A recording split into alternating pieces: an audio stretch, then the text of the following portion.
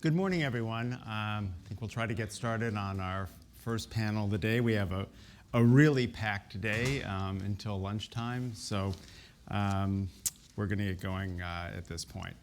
So our first panel is panel 5 of the program, Perspectives on Housing Risk from Government Agencies. And we have 3 distinguished panelists to talk about how their agency assesses house price risk and mortgage risk. Our first speaker will be Mayur Maniar, who's Vice President of Credit Analytics and Reporting in Freddie Mac's Single Family Risk Management Division. Second speaker will be Richard Koss, who's a resident scholar at the International Monetary Fund in the research department, and also is the director of their Global Housing Watch initiative. Our third speaker will be Raven Malloy, who's the chief of the real estate finance section at the Federal Reserve Board. I know Raven well. I know the section that she works in. I also worked in that section many, many years ago. It's the group with the primary responsibility for analysis and reporting on housing and mortgage risk. So I'm looking forward to her presentation and those as well from Maniar and Richard. So we'll get started now. Mayar will start, and we'll just take it from there. Thank you.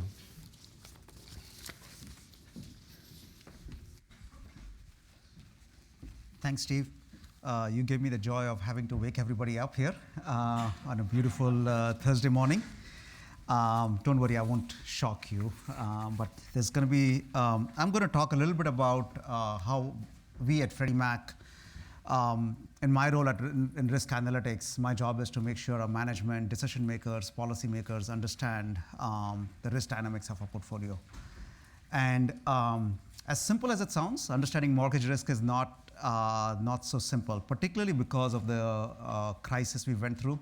There's a lot that's changed, and I'm going to talk a little bit about kind of what's different from pre-crisis to post-crisis era and how that connects to how we view mortgage risk. So the first slide here is on total U.S. housing stock, value of U.S. housing stock. So that's the top line. You can see total home values in the country have gone up quite a bit, run down in the crisis, and then sharply bounced back. But what's interesting is mortgage debt, which is the blue bar in the bottom, kind of rose along with the rising home prices. And it's a circular problem, right? So more credit fuels more home prices, as we've seen here. But since the crisis, mortgage debt has stayed flat. So home equity is building up quite a bit. So current LTVs of our mortgages in our portfolio are improving pretty sharply. And people are not extracting equity out at the rate that we saw in the pre-crisis period. So that's an important backdrop. And one thing that's not on the slide is second liens as a percent of mortgage debt. Peaked in the 2007 period, but has since been shrinking as a share of mortgage debt. So that's another risk factor that we watch that's getting better over time. Oops, backwards. The other thing on house prices, as we all know, it's local, hyper-local. But just a quick perspective on how different it is in different markets around the country. Puerto Rico and maybe Atlantic City are the only 1 or 2 largest areas that have been falling, but everything else has been recovering pretty nicely, including Detroit, pretty sharply. The reason this is also important to watch and measure is the loans that we originate today are marked at, when we say LTV, the value is the current last data point on that. And so the loans we booked 2 years ago, 3 years ago, 4 years ago have appreciated, the value of the homes has appreciated a lot. And their current mark-to-market value is significantly better. But you also have to watch for what we're originating today, is that sustainable? That's something we spend a lot of time on and a lot of discussion at this conference as well. If you look at mortgage risk, so this is CoreLogic data, and it shows different vintages, and this is the classic way people look at risk. And you can see that the crisis era vintages, which is the 07, 08, which is the top line, 04, 06, which is the next line below. Look at 2009 and 2012 and subsequent vintages, which are the last two, the bottom 2 vintages. They are really low risk compared to all of those, including 2001 and 2003, which was considered somewhat of a benchmark of a pre-crisis period. But recent vintages are significantly lower, but that's known in the industry, but why is that? And kind of what are the factors driving it? It's not as simple as just looking at these charts. There's a lot of factors you have to adjust for and account for. So I'll go quickly through a couple of things. So the pre-2009 vintages are affected by, as we know, a lot of products that we don't do today. Low doc loans, IO loans, option arm loans, subprime loans, and so on. In addition, our credit policies for at least the GSEs have gotten a lot more, somewhat tighter.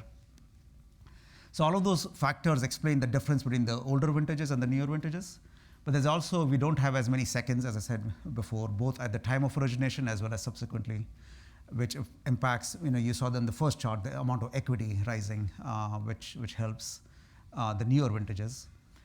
What's not in the data typically is the bulk settlements that we did with repurchase companies, and MI companies settled with sellers to relieve them of kind of buying back defective loans. So a lot of that, they came in as cash bulk settlements, and they may not be reflected in all the loan level data you may be looking at. So you've got to find a way to adjust for that. And then the reverse, so that's cash coming in, that's not in your credit loss line item. But you also have the reverse, where we had counterparty defaults, Lehman, IndyMac, GMAC, where a lot of companies defaulted, and hence we couldn't put back loans. So those loans show up in our data set as defaulting on Freddie Mac's book, but if the counterparty was standing, we would have put back those loans and they wouldn't be showing up as losses in our book.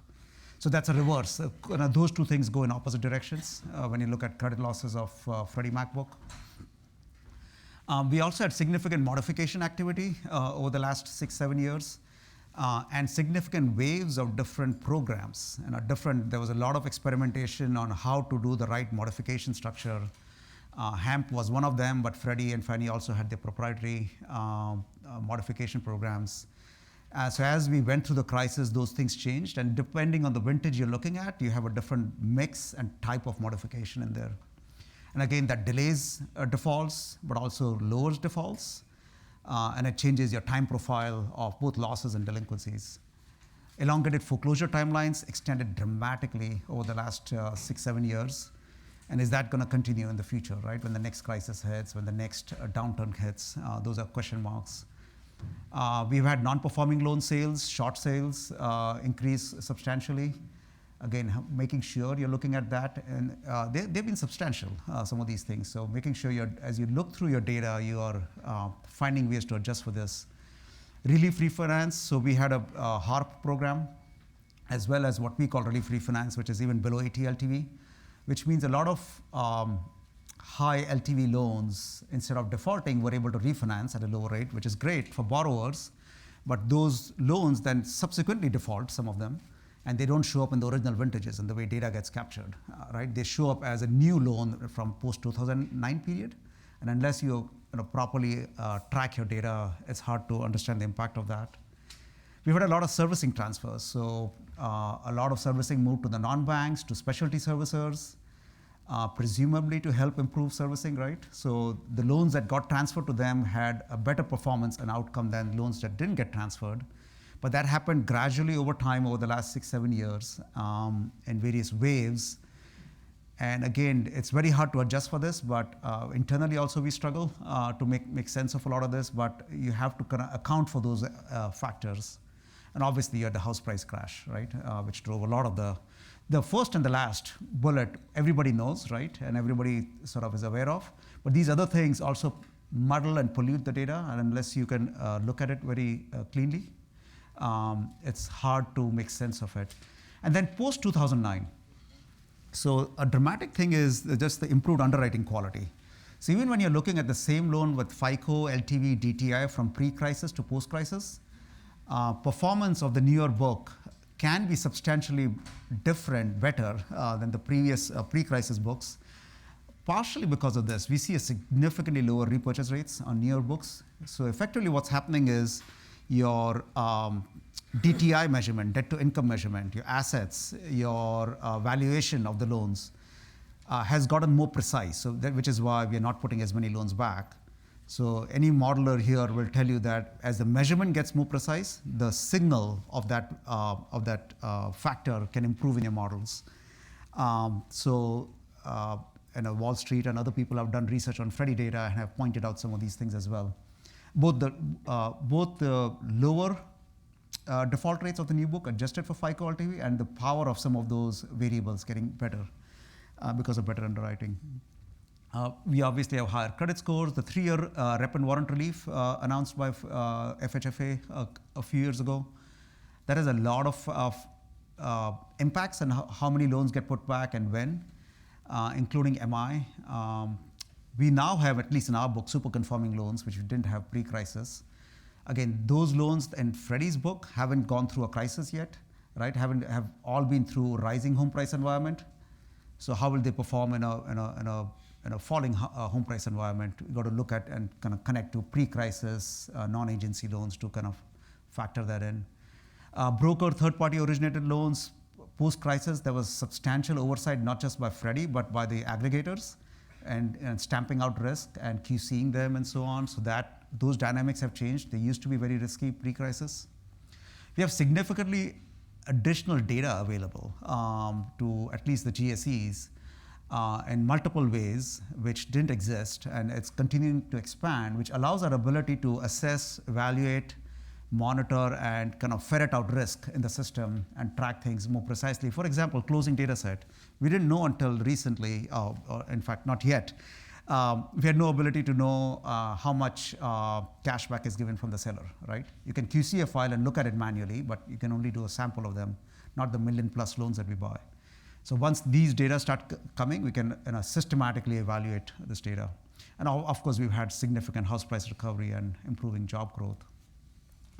Looking into the future, nothing new for you, for all of you here, but just kind of adjusting the data to say, okay, what's going to happen in the future when interest rates are rock bottom? We keep thinking for the last 5 years, at some day they will be rock bottom. But when they rise, how's the data going to change, right? Prepayments are going to slow down.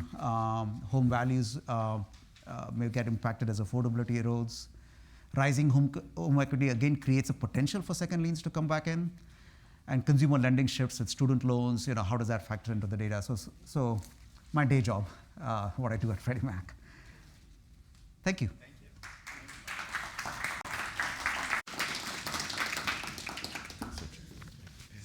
Yeah.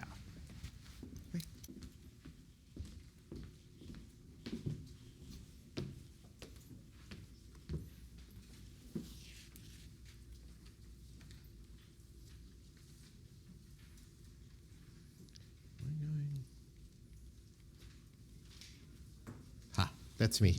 Good morning, everybody.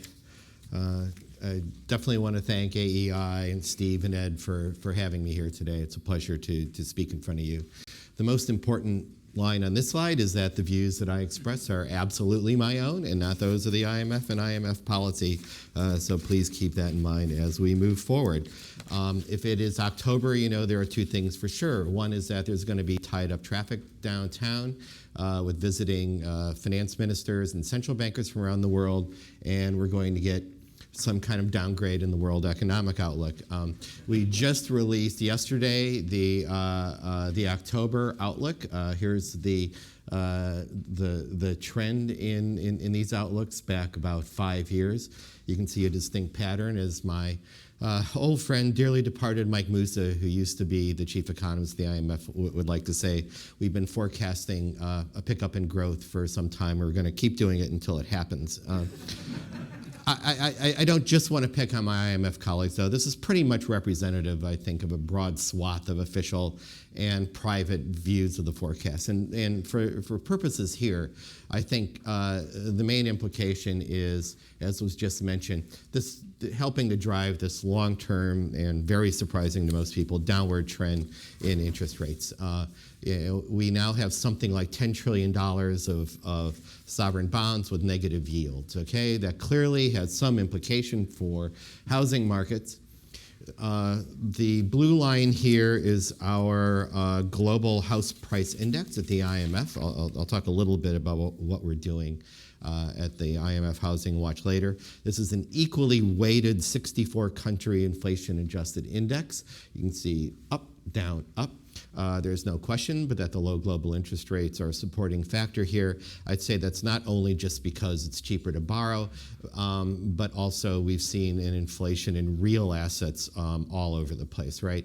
And so housing is not subject from this. I'd say in some areas, in fact, housing has taken on a store of value implication, right? You know, people go, how can house prices be so high in A, B, or C? Well, I go, well, why is gold at $2,000 an ounce, right? I mean, it doesn't have any intrinsic value, but it's a place where people put their money in order to, you know, to maintain it.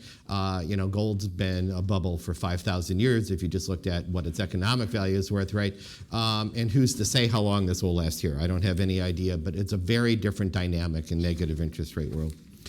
The other piece that we see, which has been mentioned earlier in the conference, is that it's a very different bubble because it is a supply-constrained market around the world. So these are simply the OECD countries in our data set. So you've seen house prices are actually past the peak where we were.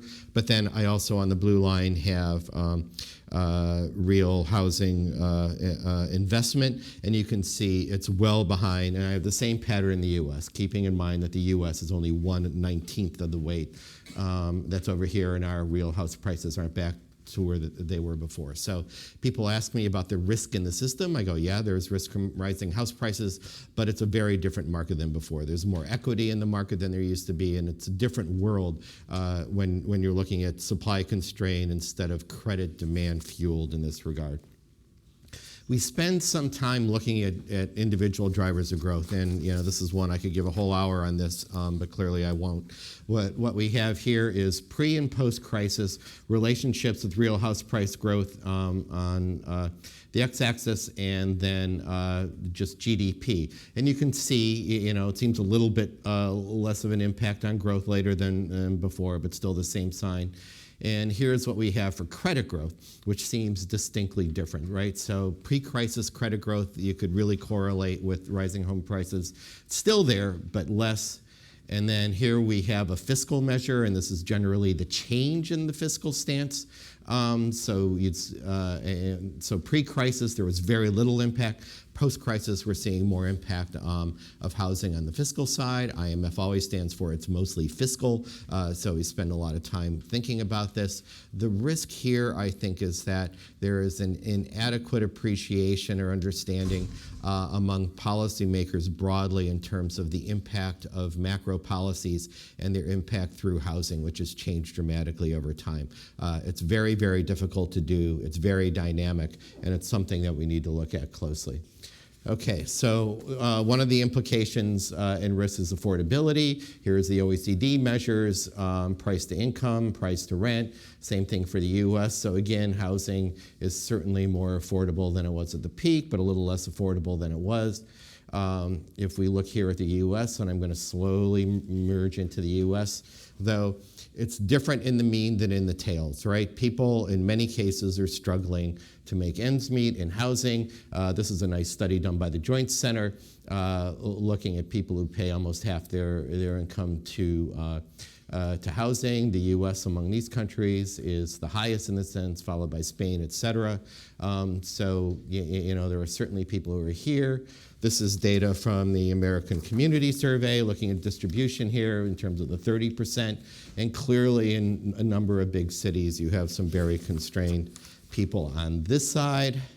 And then it all comes down to what explains and what's driving the drop in the home ownership rate, right? I mean, you have a number of people talking about a nation of renters, and you have a variety of factors here. You've got the affordability, which I mentioned, right? Hard to save for a down payment if you're paying half your rent, or half your income for rent. Student loans, Joanne Gaskin yesterday, credit conditions is a popular topic around here, and maybe younger people are just different from prior generations. I don't know, but it's certainly a concern. But you know, how far this is going to go is definitely an issue. Now I'm going to get a little more micro into the U.S., okay? It's been noted here. I might notice, so I was at Fannie Mae for 7 years before I joined, before that 20 years on Wall Street as a bond manager. So I tend to think as a global person and as a capital markets participant. These are the securitization shares, Fannie, Freddie, Ginnie. The notable thing here is the rise in the Ginnie share after the MIP cut in 2015. You can see they're bigger than Freddie, been bumping up against Fannie. That's just something I can notice. You can also see a bit of a trend down in the Fannie Freddie share in terms of the dark and red lines. If we look at what's breaking down between the enterprise and the government sector, on the left I have the characteristics of the conforming space. There's a bit of a drift down in terms of FICO scores, not too bad. And you can see a more substantial one in FHA space in terms of the averages. This is Ellie Mae data. I know Ed has his data. I don't think the pictures are grossly different. And then on the other side, you've got the FHA LTV still being considerably higher than the conventional. And the point I like to make here is a lot of what has been driving the market forward has been the drift in that share, right? So if we've seen overall conditions weaken, it's because we've seen a gravitation of business from the red to the blue lines. The other part of this that I think is important that comes on is in terms of the role of non-banks and mortgage banks in the system. So this is HMDA data. We either should or anyway might even have, and I could have missed it, gotten the 2015 data. I think these trends are the same. Increasing role in non-banks in the system. And on the right-hand side chart in particular, you can see the green line being, we've gone from 40% of government loans being from mortgage banks up to 60%. I've heard people say that now in 2016 it's 70% or higher.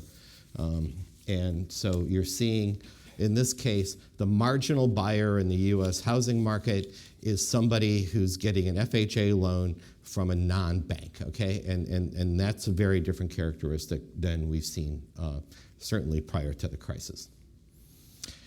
Oh, this is another chart that shows the same thing. I'm going to be a little constrained for time. Okay, so here's where I get a little bit into my capital markets geekiness, so bear with me a little bit. I'm going to start with the line on the right. So these are noisy lines. These are the yield spreads between a security issued by Fannie versus Ginnie. So on the right, that means that if we look now, a Fannie security, you get about 15 basis points higher yield than a Ginnie. And so the question is, why is this the case? So a Ginnie is a full faith and credit, and a Fannie is not, right? I mean, that's obviously a thing. But there are other factors at work here as well. The Basel III regulation gives preference in terms of capital treatment for the Ginnie securities, okay? So banks have an incentive to hold Ginnies versus conventional loans. But what's interesting here is that that means that banks hold underlying more non-bank mortgages than bank mortgages. And you have to think about this a little bit, but it's interesting, right? A Ginnie is very high quality, but it's wrapping lower quality loans on this side. And that's certainly a factor that I think is sort of unintended from the Basel rules. The other thing that's important is that the non-banks are not subject to stress tests. The banks are. The banks have to target their capital towards a stress scenario, and lending to lower quality borrowers is not a good business on this basis. And so, again, I think that's there. Fannie, Freddie, the Fannie securities are considerably more liquid than Freddie securities. They trade 7-8 times more in the market. That gives them an advantage, and that's what's been supporting the higher Fannie share of the market versus Freddie for some time. I'm going to now talk a little bit about what's going on in the underlying markets as far as bank profitability. The primary-secondary spread is the yield between the 30-year mortgage and, in this case, the Fannie security. You see it's rising, so that's supportive of originator profitability. And the inelegant term OPUC is one invented by the New York Fed. They measure originator profits and unmeasured costs. You can see that's been an upward trend, and it's bumped up lately as well. Corresponding to this, we've seen something of a deteriorating trend in the net income of the enterprises in the last few years. And in terms of, there are many, many factors behind this. So I got Fannie on the left, Freddie on the right. Freddie had taken 2 losses in the last 4 quarters. Fannie has not, but certainly inch closer to that. The point of this chart is that the enterprises are not proving to be the cash cow that many people thought that they were. I have one slightly complicated chart here. This comes from data from my friend Chris Flanagan at Merrill Lynch. I could go on this forever. It has to do with the risk sharing. I may have to leave that for later. The risk sharing program is very important. It's very important in terms of bringing private capital to market. It has been criticized for not actually sharing a lot of risk. So I have 3 Freddie deals here, different ratings, high quality, middle quality, and that's actually wrong. So it's one of those things. So the M1 is highly graded. The M2 is ABBB. The M3 is BBB minus. So always be careful editing your charts. And the loss thresholds is how many losses you need to have before risk is shared. You can see in the lower rated securities, it's not that much losses. In the higher rated securities, it is a bit more. All right. Off to a conclusion. The Global Housing Watch was started in 2014 by Deputy Director Min Ju. It's got 2 basic functions, which is to monitor risk on a global basis, because systemic risk, which is what the IMF is all about, has clearly been focused this way. And the other thing is to share expertise in terms of the experience of one country per the other. We're a very small group in research, but the IMF has many people in the different countries and feet on the ground, and so we turn it this way. So in terms of my own opinion, and I will go back to this is mine and not that of the IMF, and unfortunately I have to leave right after this, so I can't stick around. But in terms of the great debate, the question is credit too tight or too loose? In my own opinion, yes. I'm not so worried about the aggregate level of credit conditions as I am about their distribution. I'm a little concerned that we're moving to a less regulated, less view of the world, while the banks are still delivering towards the top of the GSE. It would be nice to see something in between. 2, there is a program underway to have a single security for Fannie and Freddie. I firmly support this, but I think when we move to a single security, we should move to a single entity. I think the current duopoly structure creates incentives that are inconsistent with the goals of providing liquidity to the primary and secondary markets while providing safety and soundness to the taxpayers. That is not by any means a comprehensive solution, but to move forward, other changes need to be made. In particular, we need to level the playing field between banks and non-banks. We need to look at the relative regulatory structures, and we need to look at the way that financial regulation influences these. I mean, this is something that has not been done very much at all. 4, we need to redo the structure of the risk-sharing securities. The way it's structured now, they're not a security at all. It's a derivative. It's a credit link note that creates many impediments for different classes of investors to get to use them, and probably makes the program expensive from the point of view of the GSEs and taxpayers. I think it needs to undergo substantial reform, even if it means issuing a real security, which might drain liquidity from the standard MBS. So those are my comments. Thanks for listening. Look forward to questions.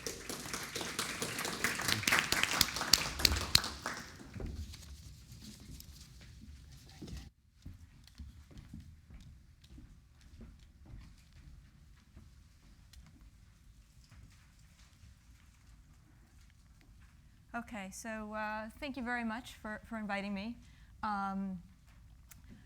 Before I begin, I did just want to emphasize the disclaimer one more time. These are my own views. They're not necessarily the views of anyone else in the Federal Reserve System. I was asked to talk about house price risk and mortgage market risk, so I wanted to first explain what I mean by those risks. For house prices, the negative effects of a large house price decline are much more disruptive than the negative effects of an increase. So I'm going to be focusing my discussion of risk on the probability of a significant house price decline. And similarly for mortgage markets, I'll be talking about the probability of a surge in mortgage default, because that's also a very disruptive event. Now, of course, we know that housing markets and mortgage markets are strongly related, so a drop in house prices can cause mortgage default, while at the same time a wave of defaults can lead to cause houses to decline. I will be talking about these two aspects of the market separately, but it is worth bearing in mind that an increased probability of one event likely means an increased probability of the other event as well. So starting with house prices, simple theory tells us that house prices should be equal to the discounted value of expected future rents and the cost of housing investment. That means we should be able to take information on rents and housing costs, such as mortgage rates and depreciation, and that should tell us something about where the fundamental value of housing should be. Then when prices are significantly above this fundamental level, we might expect prices to fall back towards this fundamental level.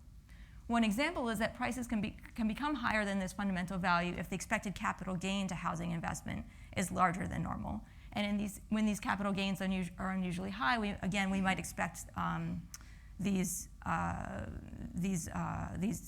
expectations to come back down in the future and prices to fall back towards the fundamental level.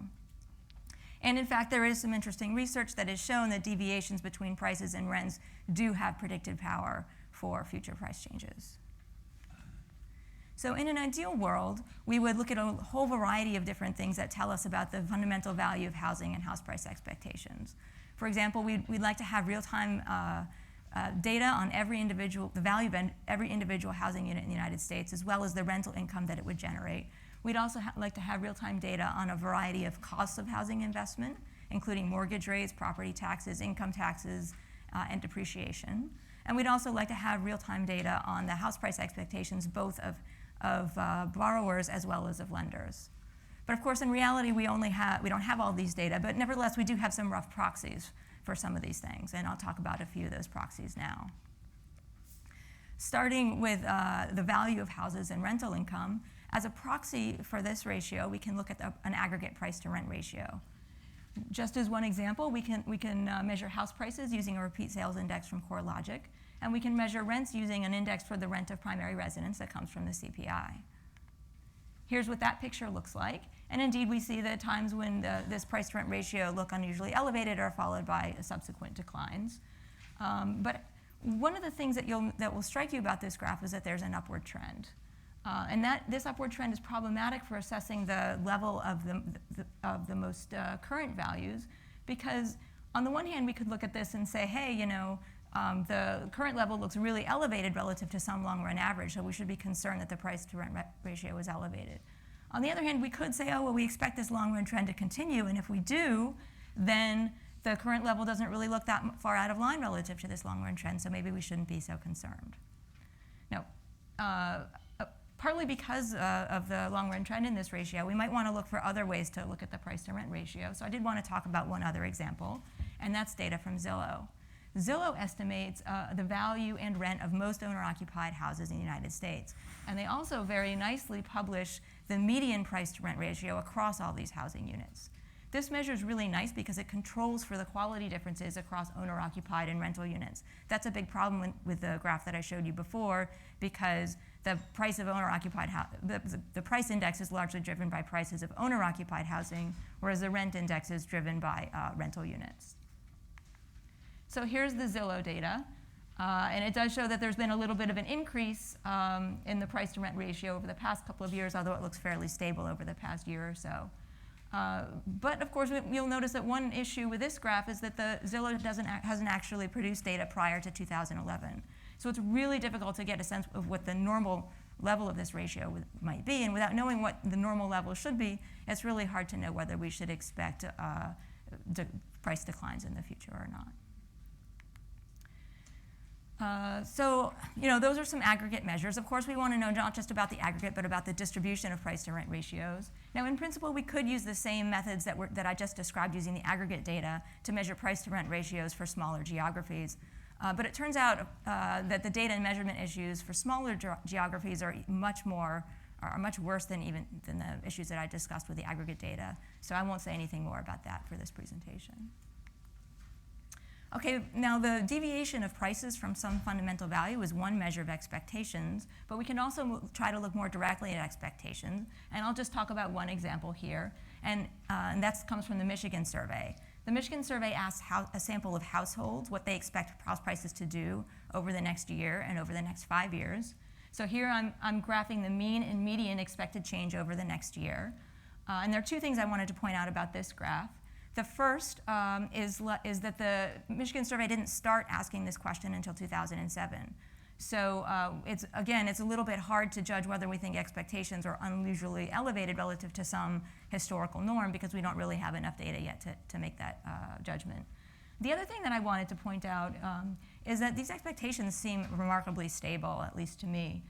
For example, if you look at the median, which is the black line, I mean, that's been basically flat from 2007 to 2016. And that's really surprising given the huge fluctuations in the housing market that we've seen over the past 9 years. So there's a third way that we can assess the expectation that house prices might fall, and that's by looking at what I call more timely measures of house prices. And what I mean by that is that the market signal for prices actually occurs when a buyer and seller agree on a price.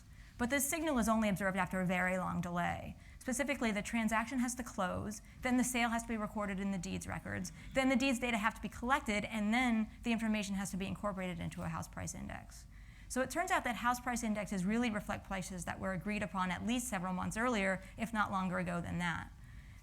So that can be kind of a problem if we're really worried about current market conditions.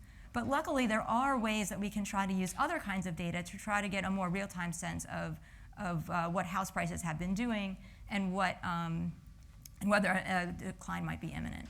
And just as one example here that I wanted to mention is that we can use time on market and list prices from multiple listing service data to get a better sense of whether a decline might be in the works. Okay, so now I wanted to spend a few minutes talking about mortgage market risk. There are a large number of factors that influence default, as I'm sure that you know. And I listed a bunch here, but just in general, they include borrower characteristics, loan characteristics, and property characteristics. Shocks to house values, incomes, and price expectations can all cause defaults in the stock of existing mortgages. And then something else we want to pay attention to is that the stock of existing mortgages will be affected by the riskiness of the flow of newly originated mortgages and how the riskiness of the new mortgages compares to the riskiness of the loans that are already out there. So again, in an ideal world, we want to monitor a wide variety of real-time characteristics of the stock of outstanding mortgages, the characteristics of the borrowers of these loans, as well as the current expected value of the collateral. And we'd also want to monitor the risk characteristics of the flow of newly originated mortgages. As with house prices, we can only look at a bunch of rough proxies, so we also want to just look at timely indicators for delinquency and default. So I did want to discuss a couple of proxies that we can look at. Starting with characteristics of the stock of mortgages, we want to look at the loan-to-value ratio. Well, at the aggregate level, we can look at total mortgage debt relative to total house value, or aggregate house value. But of course, a lot of research has shown that really what matters for mortgage defaults is when the value of the mortgage, or when the value of the home falls below the value of the mortgage. And so we also want to look at the fraction of mortgages in negative equity. And so there are a couple of organizations that estimate the aggregate fraction of loans in negative equity. But one interesting thing is that the level of these two measures is a little bit different. So it's clearly the assumptions that one makes when one does these calculations matter a lot. We also want to look at debt-to-income ratios. Here's one example which shows aggregate debt relative to aggregate income in the U.S. Again, we see an upward trend here, which makes assessing the current levels fairly problematic. Next, we want to look at newly originated mortgages. One easy way to measure risk is the credit score of the borrower who's taking out the mortgage. So here I'm showing the first percentile, the 10th percentile, and the mean of the distribution of credit scores of newly originated mortgages. And I'm aggregating across loans that are sold to the GSEs and loans that are insured by the FHA or VA, just to try to get a better sense of the broad market. And you can see that the distribution of credit scores has shifted up during the crisis, which suggests that credit is harder to get for people with lower credit scores now than it used to be. Now, credit score was only one way that we might measure risk, and as I'm sure all of you know, the AEI has come up with a very interesting way to combine a wide variety of risk characteristics into a single measure of the riskiness of newly originated loans, and so I'm showing a chart of that here. And what they show is that the current level of risk of newly originated mortgages is much, much less than it was in 2007, but it's much greater than it was in 1990. And at this time, I think those are the only two historical data points that they have, but I hear that there's some new work underway to show much more historical data, and that will clearly be very useful for us to get a better understanding of what typical levels of risk might look like. And then finally, we might want to look at timely indicators for mortgage default. One measure that I wanted to mention is we can look at the transition of mortgages into delinquency. So specifically, this graph shows the fraction of mortgages that transition from being current to being at least 30 days delinquent. And when we see increases in this transition rate, that's a sign that a wave of more significant default or foreclosure might be on the horizon. So this is something that is important to keep an eye on. So that's all I wanted to say today. It's just a way of a brief summary. There are many, many ways to measure house price risk and mortgage market risk. And methods of measuring these risks have improved substantially over the past decade. You can see that because a lot of the measures that I showed didn't even exist prior to the housing crisis. Yet many issues remain to be addressed in order for us to get a better handle on these risks. For example, we need better ways to assess overvaluation in housing markets, and we also need better ways to measure updated loan-to-value ratios and debt-to-income ratios on the stock of outstanding mortgages. And just on this last point, I wanted to mention that there's some interesting new research underway that uses credit bureau data to try to get at some of these distributions, and so you might want to take a look at that. So thank you very much. I look forward to the questions. Thanks, Raven. Yeah, just take that. Well, thank you to all three panelists for very interesting presentations. We have some time for Q&A, so I'd like to just open it up at this point. If you have a question, just raise your hand. Okay, this gentleman. Can you wait a second for the mic and then also identify yourself, the organization you're with? Hello, I'm Ted Knudsen. I'm actually here for Key Publications, financial advisor and risk professional. There's talk that Congress might ease the path for baby boomers to do reverse mortgages, and that could surge. What impact do you think that would have on mortgage risk, and do you think this would be a good thing or a bad thing? Go for it. The risk. I'm not. Anybody who would like to answer. I haven't studied reverse mortgages, but anybody else can. And neither have I. I mean, I know. I mean, Fannie had probably the substantial program in that, and FHFA had them reduce their emphasis and roll the book down. And I was there during that period, and so it was just less and less impact. So it's just not an issue I've studied. But Yeah, I don't have a comment. Sorry. sorry. Okay, we'll go on to the next question. Right here, Michael. Michael Lucker, Little Fannie Mae. None of the panelists really discussed speculation. Mr. Fisher's presentation did touch on a couple dimensions of that. So speculation, foreign buyers, foreign capital coming into the U.S. possibly as a store of value. Any comments?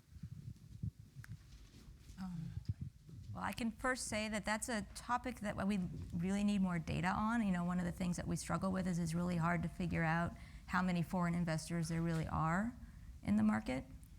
And so, you know, unfortunately, it's hard with deeds records to figure that out. So that's something that we should really push on to try to figure out, you know, in which markets is this an issue, and how big is it? Yeah, that's a big focus at the IMF. I mean, both from a risk perspective and from a global policy perspective in terms of open capital flows. As Raven said, the data are very problematic, but it seems more a regional issue, a specific area where foreigners like to go. I was in Vancouver this last spring, which is ground zero for this kind of thing, right? A little 2-bedroom house downtown is $3 million Canada, right? You know, I mean, there's just no way to tie that into some sort of discounted present value model and say, oh, look, this is a fine piece. But even there, I mean, you know, it's foreign. Well, you know, a lot of it are family members of people who are there.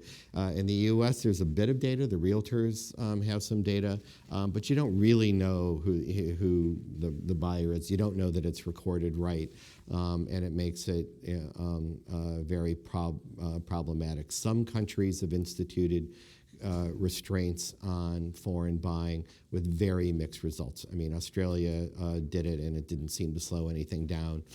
Switzerland did it, and you know things did in fact seem to go. So this is a rife topic and a great question, and something we need to focus on more. Ed?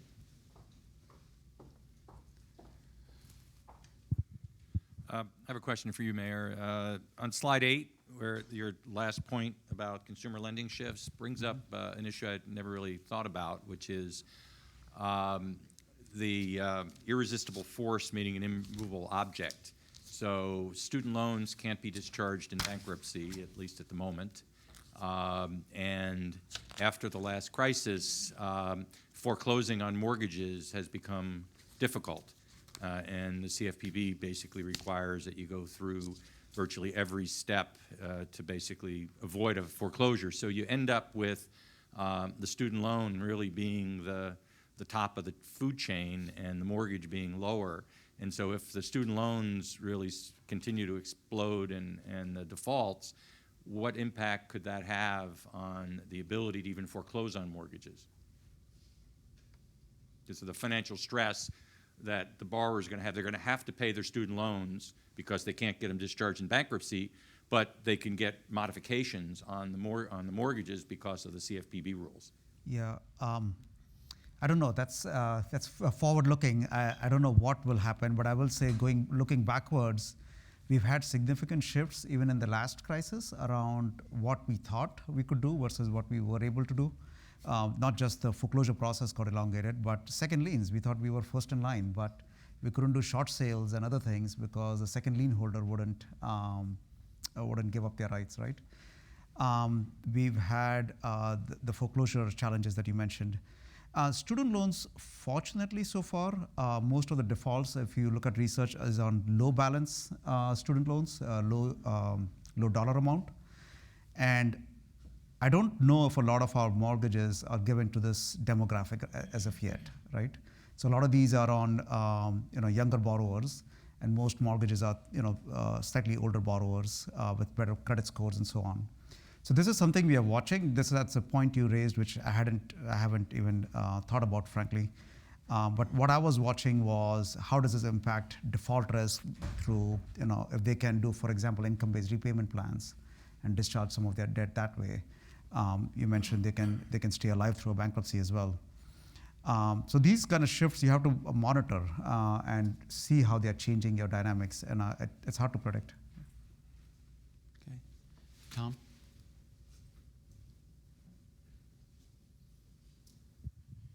Tom Lamalfa, thank you for very interesting presentations this morning. I only wish that I could digest this as quickly as you can each speak. But I have 2 questions for each of you. My first question has to do with what each of you consider to be the 2 major risks confronting the housing market. And then secondly, looking specifically at FHA mortgages and the loan and risk characteristics, how concerned should we be about what's going on at the FHA?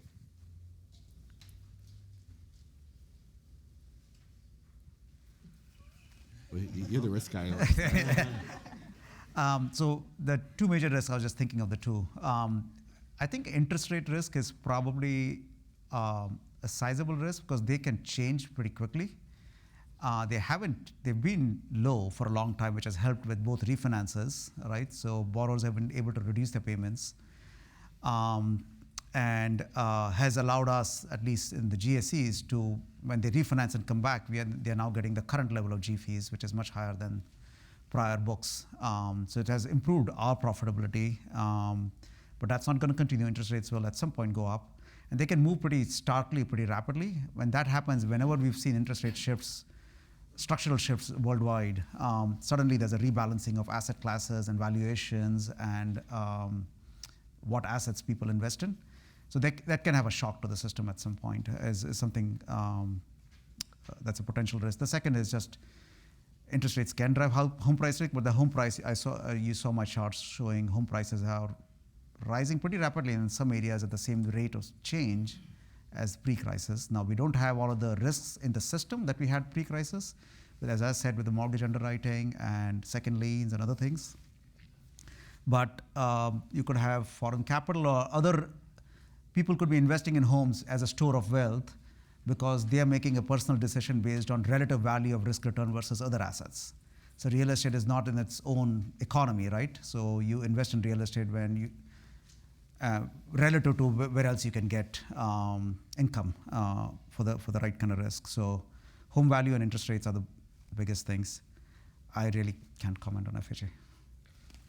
So why don't I pick up from that? I mean, I was pretty clear in my presentation, I think, in terms of the concerns I have about the distribution here. I mean, it's not FHA necessarily per se, but the interaction between a government borrower and a growing share of non-banks, which I think is some concern.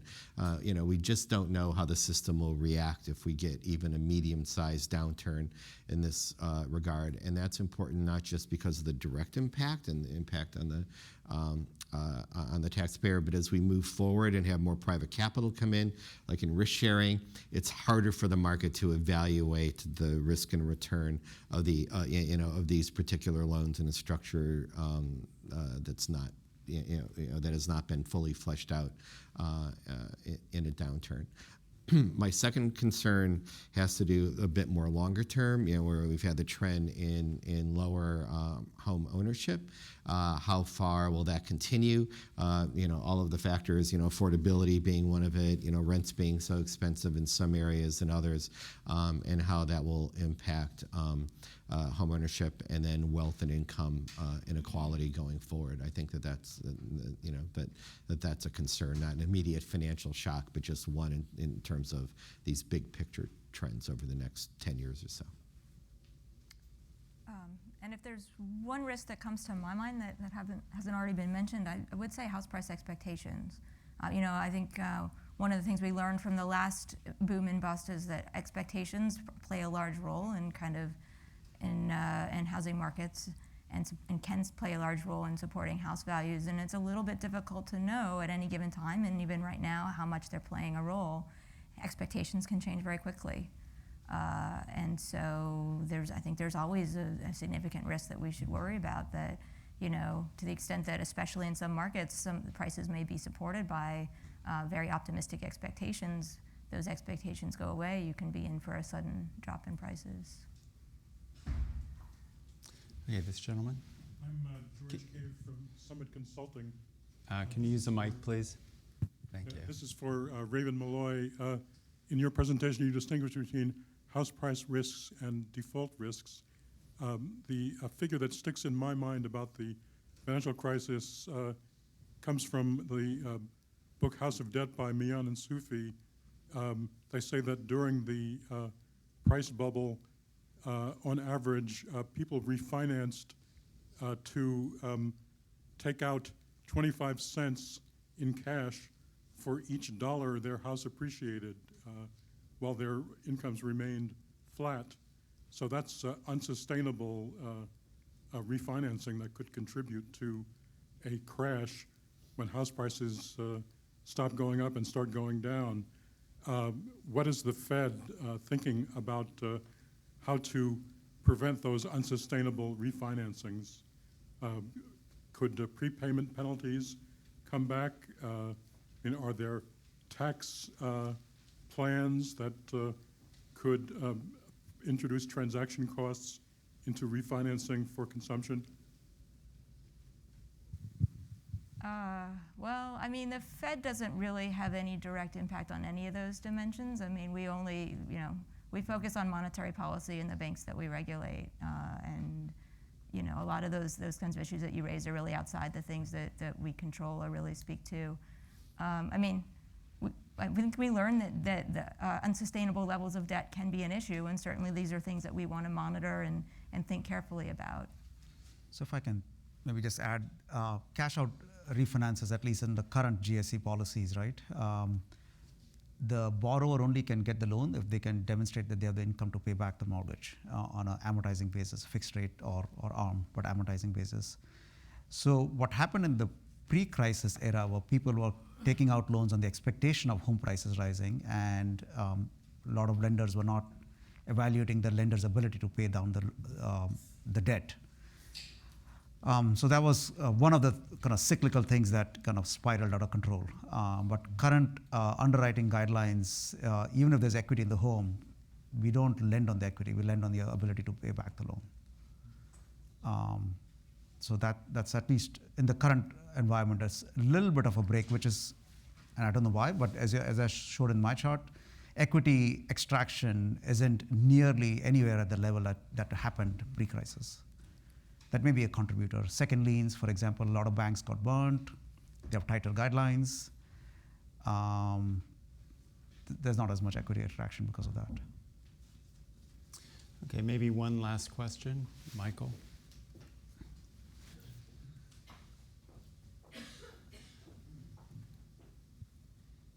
Morning, Michael Neal from the Home Builders. This is just a quick question for each of you. Have you evaluated the effect of homeowners associations on the potential for default?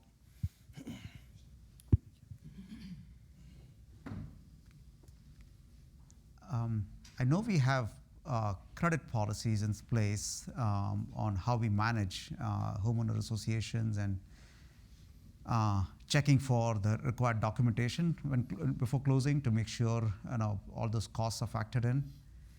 I'm not the expert, but we have servicing policies in that domain as well, particularly when it comes to condo associations. It's a bigger requirement to kind of evaluate the project viability, the financial, the legal, insurance, and general health of a condo association. But I'm not really an expert on that. I don't. It's a valid concern, I would say, and we have policies in place.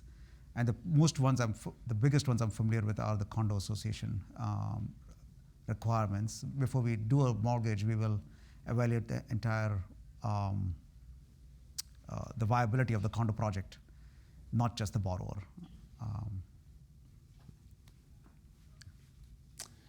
Okay, well, let me thank the panelists for their contributions here.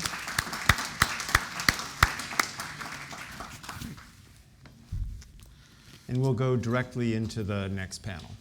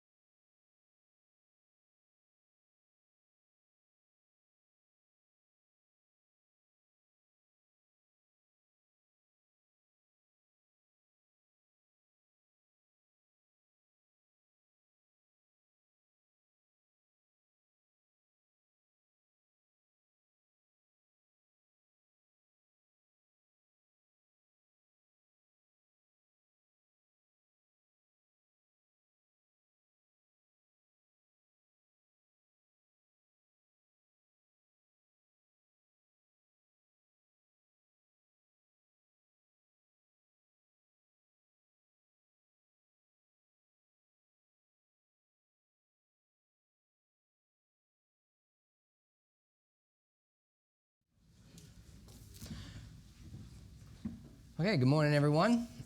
Welcome to our panel on appraisal and valuation. My name's Ed DeMarco. I'm a senior fellow at the Milken Institute. So it's my pleasure to moderate this panel here. And what we're going to hear is a few provocative thoughts on appraisal and valuation, but more from a regulatory perspective and where we are there and what it is we might be thinking about needing to improve in that space.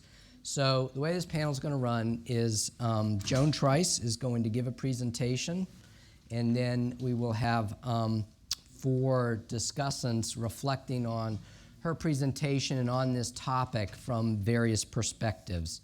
So let me begin with Joan. Joan is the CEO and founder of Altera Group, the parent company of a products and services firm that are widely recognized in the appraisal community today, including Appraisal Buzz, Valuation Expo, Collateral Risk Network, and Altera Online. She recently established Clearbox LLC, an appraiser's credentials hub, and she began her career in 1981 as an appraiser at Loyola Federal Savings and Loan. So Joan will make the presentation. After Joan, in this order, we'll have Annette Wunsch, is the Senior Manager of Valuation at the Association of German Pfandbrief Banks. Annette concentrates her practice on all issues concerning property valuation for lending purposes in national and international contexts, and particularly on sustainable and mortgage lending value. Following Annette, we will have Alan Hummel. Alan serves as the Chief Appraiser for both First American Mortgage Solutions and Forsyth Appraisals. For 34 years, Mr. Hummel has been providing client-based solutions in the appraisal space and was named by Inman News as one of the top 100 most influential people in real estate. He served as the national president of the Appraisal Institute and on the Appraisal Foundation's Board of Trustees. After Alan will come Jeffrey Rowland, who began his career in Taiwan. It says here at the height of the first real estate crisis. I'm not sure which particular real estate crisis that was, but it was the first one, so you must go back a ways. After returning to the U.S., he established his expertise in real estate appraisal and consulting. He's been in the corporate world, working as a chief appraiser for the fixed income, currency, and commodities division at Goldman Sachs. In 2010, he developed a collateral risk management division for Opus Capital Markets Consultants. And then after a hiatus, returned to Goldman Sachs Realty Management Division to help build their team to manage the valuation process. And most recently, earlier this year, he formed Rowland Advisors. Finally, after Jeffrey Rowland, we'll have Penny Reed. Penny is the Vice President of Strategy and Financial Reform at Wells Fargo Home Mortgage and a certified mortgage banker. With 32 years in the mortgage industry and being with Wells for 26 of those years in various positions, her expertise includes underwriting, credit risk management, capital markets, strategic partner management, and agency relations. So when we hear from Joan, we'll get this perspective, somewhat provocative, on overhauling or rethinking the oversight of the appraisal industry. And then we'll get perspectives, an international perspective from Annette, a perspective from appraisals from Alan, a bit of a capital markets perspective from Jeffrey Rowland, and then Penny certainly will bring a large bank participant and compliance perspective to this discussion. So we will go in that order, and then when they're all through, I'll come back up and we'll do some Q&A. So Joan, over to you. Thank you, Ed. What a panel I have up here. Some pretty impressive background. Just a little housekeeping. We decided at dinner last night that Penny actually works for Samsung and not Wells Fargo for just purposes of the next couple of days. Did she explode on command? Yeah. Explode on command, yes. I think we're at that fork in the road, and we've probably been here for a while, so perhaps it's time we pick it up. And I'm not sure, Ed, that I can promise to be provocative. Maybe I think if we keep it simple, and that's my goal today. So let's just talk about who should care about collateral valuation, why should we care, and what is a solution. So let's start with the who. I know there have been a lot of books, a lot of articles written about the stakeholders and their role in the housing finance crisis. If I had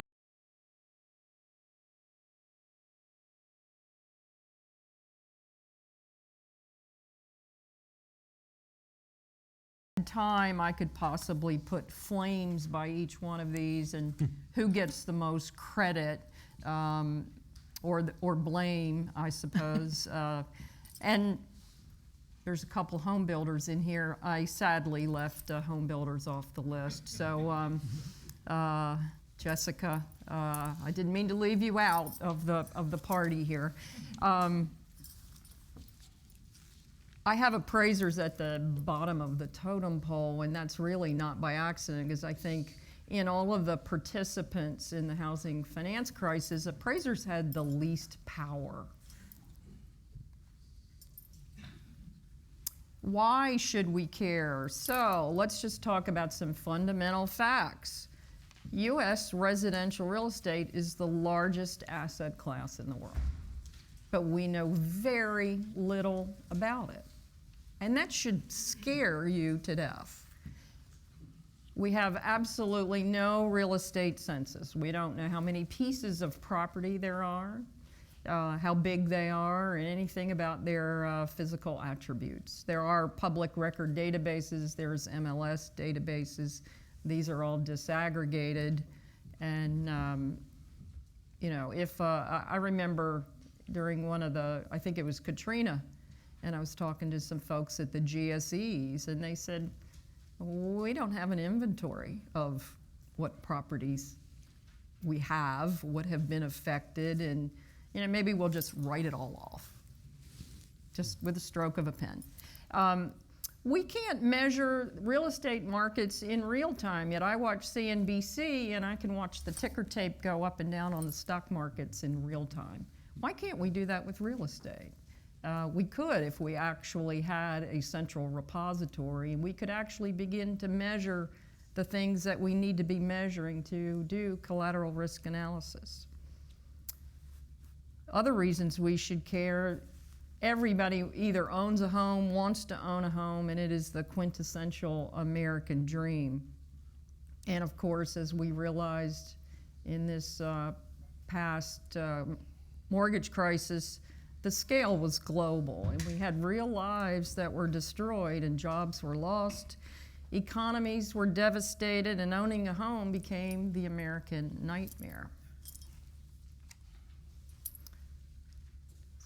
So what's the structure going to look like? Well, I stuck this slide in at the last minute at the request of Ed Pinto, and he's absolutely right. I do need to begin at the beginning. So if we're going to look at restructuring or re-engineering the collateral valuation space, what we really need to look at first is the definition of market value.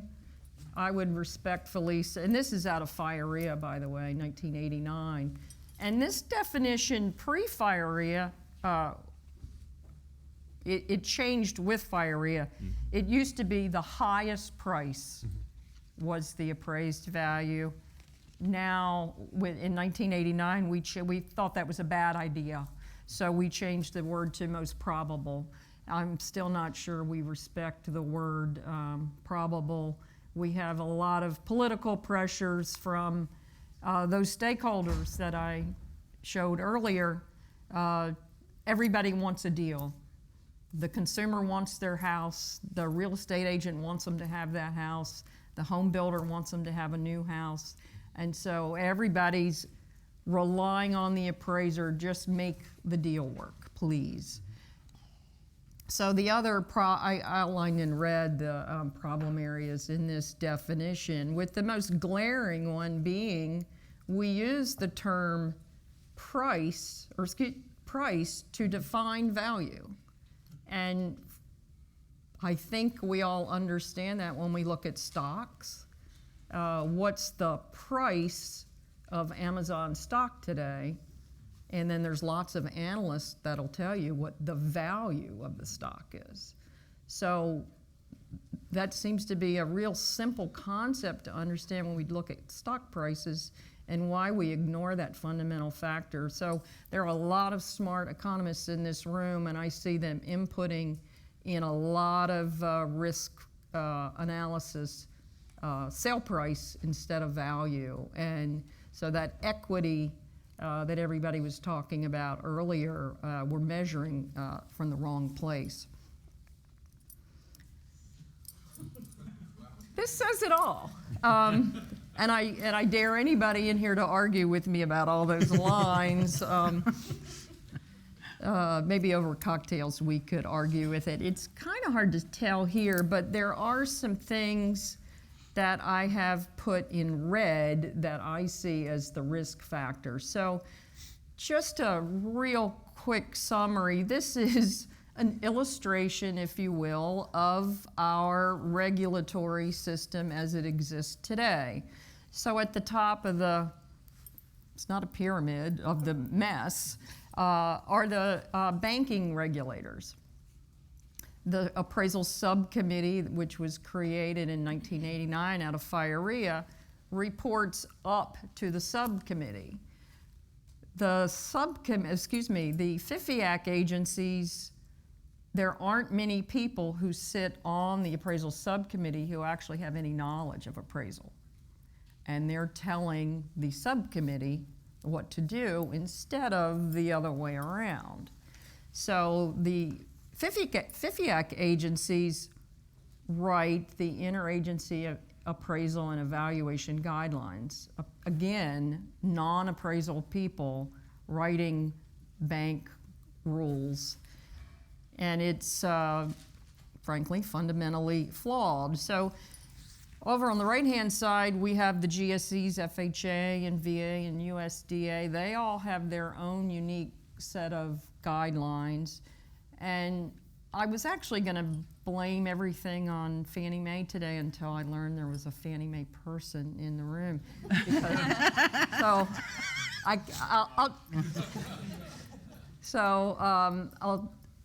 And I've got my friend Scott Reuter here as the new chief appraiser at Freddie Mac, so I was going to throw Fannie under the bus. So I'm sorry, Scott, you've been swept up. I'm just going to refer to the GSEs. The GSEs are the de facto regulator, but they're not a regulator. They write all the appraisal rules, they write the guidelines, they created the form. Appraisers don't know how to wind their watch without a Fannie Mae form. They don't. So we have all these other influences telling us what to do, but at the end of the day, it is Fannie Mae, for the most part, who is creating and owning our space. Over on the left-hand side, we have the Appraisal Foundation. They write USPAP. One of the challenges for USPAP is our standards and ethics guide. It is a dynamic document that changes every 2 years. And so you might think, well, how do our ethics change every 2 years? Well, we have misaligned incentives to change it every 2 years because we have to publish new books, create new classes so that the foundation can have enough money to sustain itself. So, yeah, interesting. So this is, and then of course, with FIREA, we have state agencies overseeing the licensing of appraisers, and they have unique overlays to whatever the policies are written of the subcommittee. So we have lending, which is global, but we have, all sorts of layers of bureaucracy and rules. So if you lend in 50 states, you have to be aware of 50 sets of rules that apply to the appraisal space. The red that I have outlined as the big risk factors are, with all of this oversight and all of these folks overseeing, there's a lot of things that have fallen through the gaps. I think someone referred earlier to the non-bank lending space.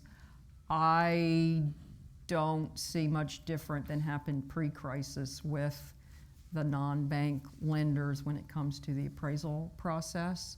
We've just moved some of the components around so that we now, with Dodd-Frank, there's registration of appraisal management companies, which are a middleman, if you will, between the lender and the appraiser, and the states are required to register AMCs, but there's no mandate that they actually oversee their activity, and I would respectfully submit that they have no expertise in that matter. So I think we're headed for a disaster there. This pretty much summarizes what I just used that outline for. I don't know if you all remember Susan Powder, the diet guru. You know, used to prance on stage, "Stop the insanity." Well, I think we need a Susan Powder in the appraisal space, although I don't think I'll wear black leotards to my next panel discussion. The solution that I would propose is that we have one set of rules, a single valuation authority, a standardized process. We need to modernize and bring our practices up to the 21st century. And we need a policy-based approach. As Ed Pinto pointed out yesterday, appraisals need to be the guardrail against speculative booms. And we need to ensure that we have transparency and independence in our process.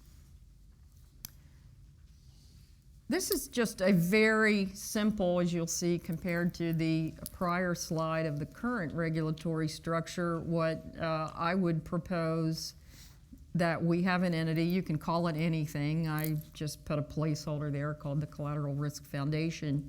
It would report to Congress. There would be a chairman.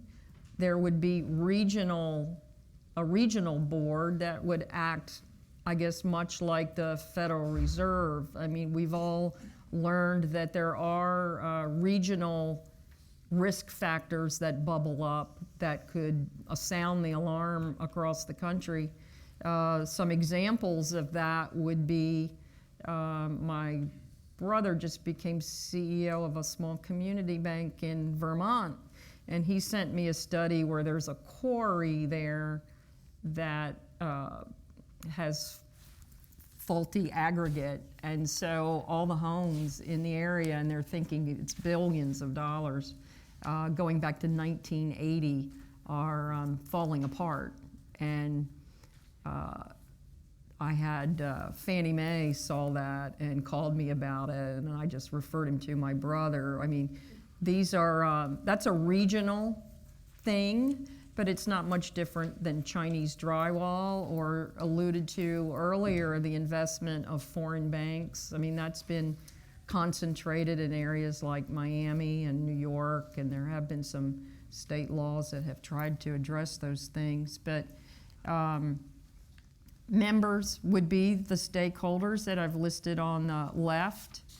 All those folks should have access to real estate valuation data. I mean, it is alarming today that investors, you know, the appraisal and the data doesn't make it through the food chain. And so we still today have mortgage-backed securities being traded without any knowledge of the underlying collateral value. I don't know how you do that. I mean, that's, in a word, stupid. Principles, we need to ensure transparency, independence, and integrity.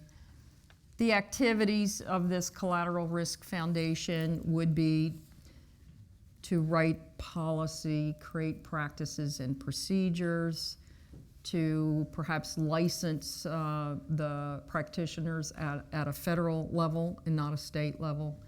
Oversight enforcement, create standards, have a repository of the data, and make sure that we're actually collecting the right data that all those stakeholders would need to do proper collateral risk analysis, and then of course monitor risk in the markets. Today, where are the risks? We have a lot of turf wars. Unlike some of the other stakeholders, appraisals are highly fractured. We have no association like the National Association of Realtors, which represents the vast majority of real estate agents. The appraisers generally belong to nothing. And it's too complicated to get into the history of why we are a bunch of cats that refuse to be herded, but it is what it is. Today, I'm hearing from a lot of you folks inside the Beltway that a lot of the stakeholders are complaining about there's a shortage of appraisals, they cost too much, and they don't make our deals work. So why don't we just get rid of them? They're just a speed bump. So that terrifies me, because when I look at where the shortages are, well, that's where the bubbles are inflating. The shortages are in Denver and Seattle and other areas. And I remember a few years back, a friend of mine who worked at a bank called me in the middle of the fracking in Williston, North Dakota. And he said, we need more appraisers. And I said, why? You're 5 years into a 10-year bubble, and you all are beating each other up to make 30-year loans. And of course, we know how that turned out. And so now we don't have enough appraisers, apparently, in Wyoming to inflate that fracking bubble. So it's always going to be our fault, because we're at the bottom of that totem pole, of course. So, again, I'd like to have everybody take pause and stop and assess where we are, and take a deep breath and not throw the baby out with the bathwater just because appraisals might be costing more today. I would respectfully submit that they should cost more. And let's reform the process. Let's rethink the policies. Let's modernize the system. And let's take some time and build that structure, the foundation, if you will, that we can build upon. Great. Are we good on time? We're perfect. All right. Yeah.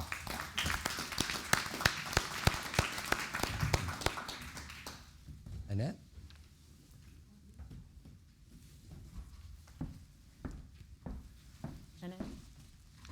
Whoops.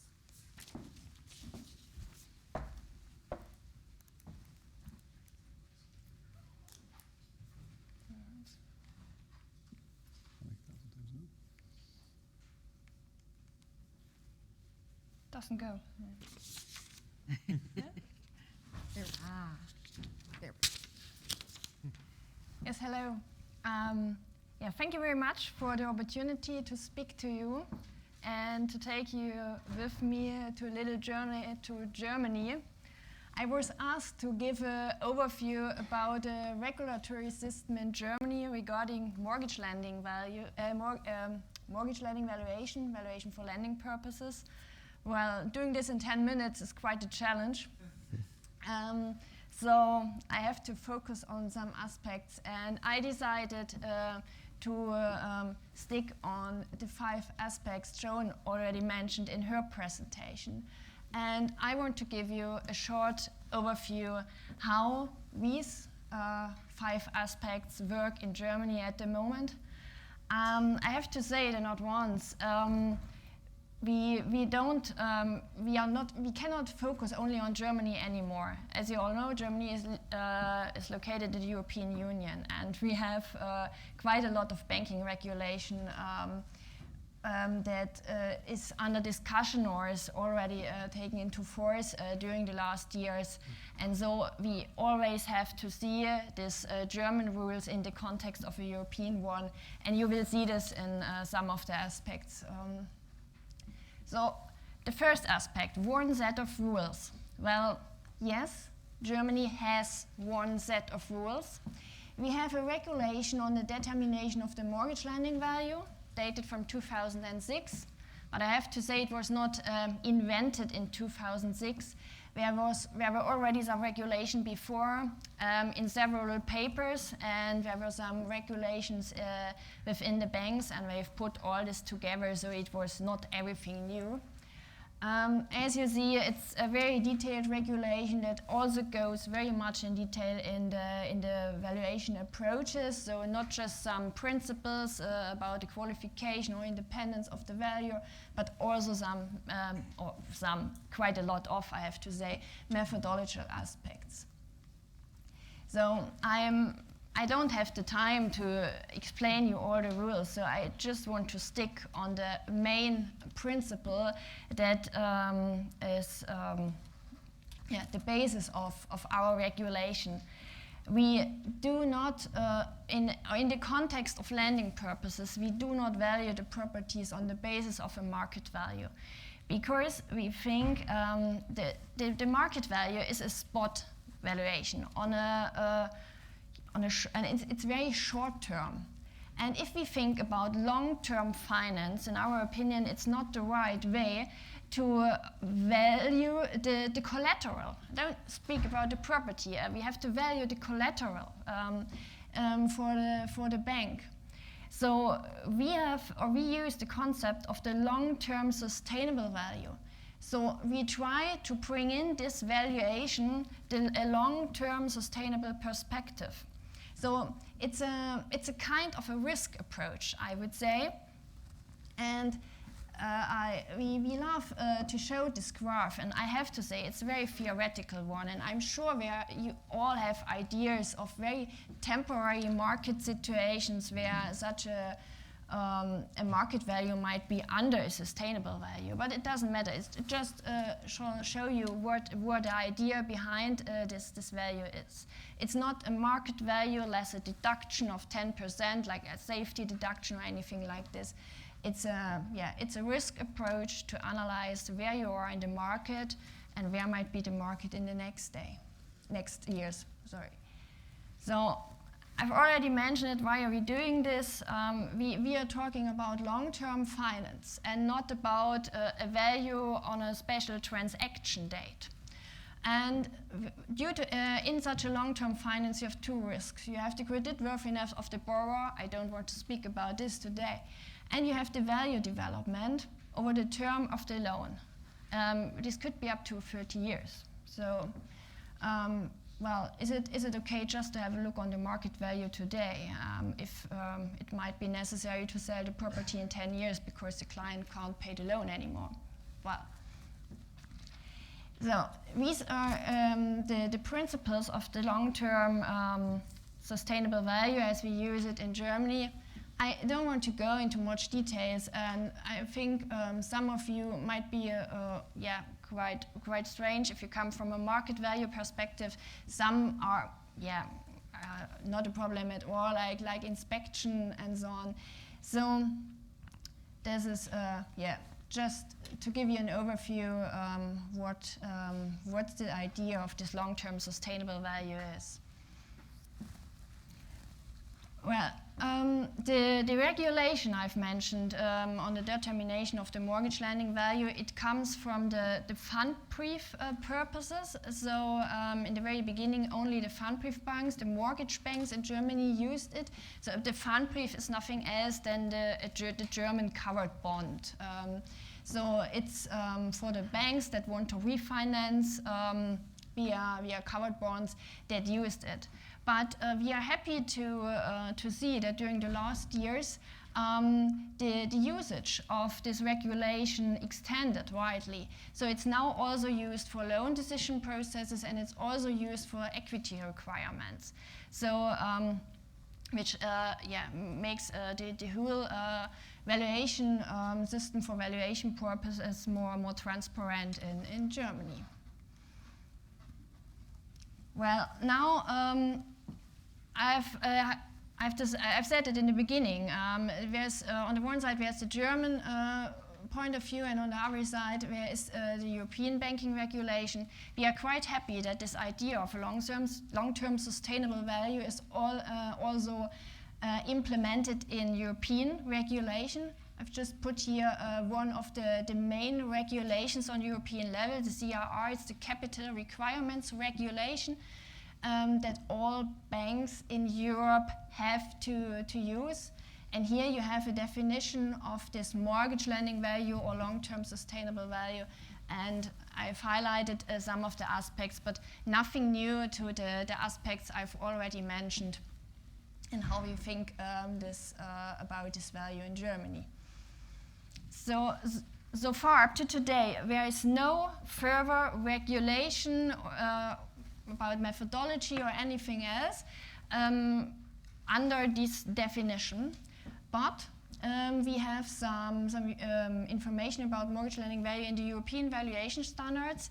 These are mostly principle-based. So the principles I've showed you before on the slide with the bubbles, these are more or less explained in the European valuation standards.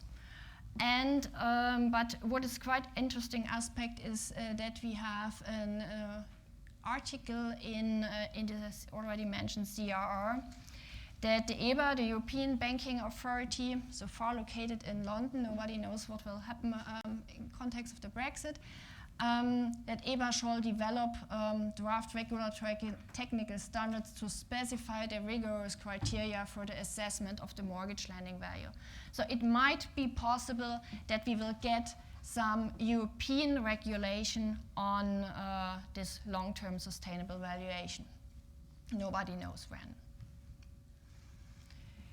The second aspect Joan raised was a single authority. Yes, we had one single authority, the Federal Financial Supervisory Authority in Germany, BaFin, was the one that supervised valuations on the basis of the already mentioned regulation. But during the last years, also other authorities started to have a look on regulation of valuation or supervising of valuations. So now we have the situation that also other institutions like the German central banks, but of course especially the European ones, like European Commission, European Banking Authority, and European Central Bank start to discuss valuation purposes and supervise valuations. So it starts to become more complicated in this field. A standardized process, well, I don't know if you really need a standardized process. It depends what the process means. If you think about the process, how valuation works within a concrete institution, a concrete bank, in our opinion, there should be a bit of flexibility as all banks work in a different way. So if you have common principles, a common methodology, maybe you can be a bit more flexible if we talk about processes. Modernization. Here it's a bit the other way around, like for the other aspects. There is not much modernization in Germany. The supervising bodies are very strict on this regulation, and it was fine 20 years ago, so it has to be fine today as well. This brings a lot of difficulties, especially for our banks that finance outside Germany, because our regulation is very much focused on the German property market. And our banks have to value also properties outside Germany on the basis of this regulation. And this, there are quite a lot of challenges to do this.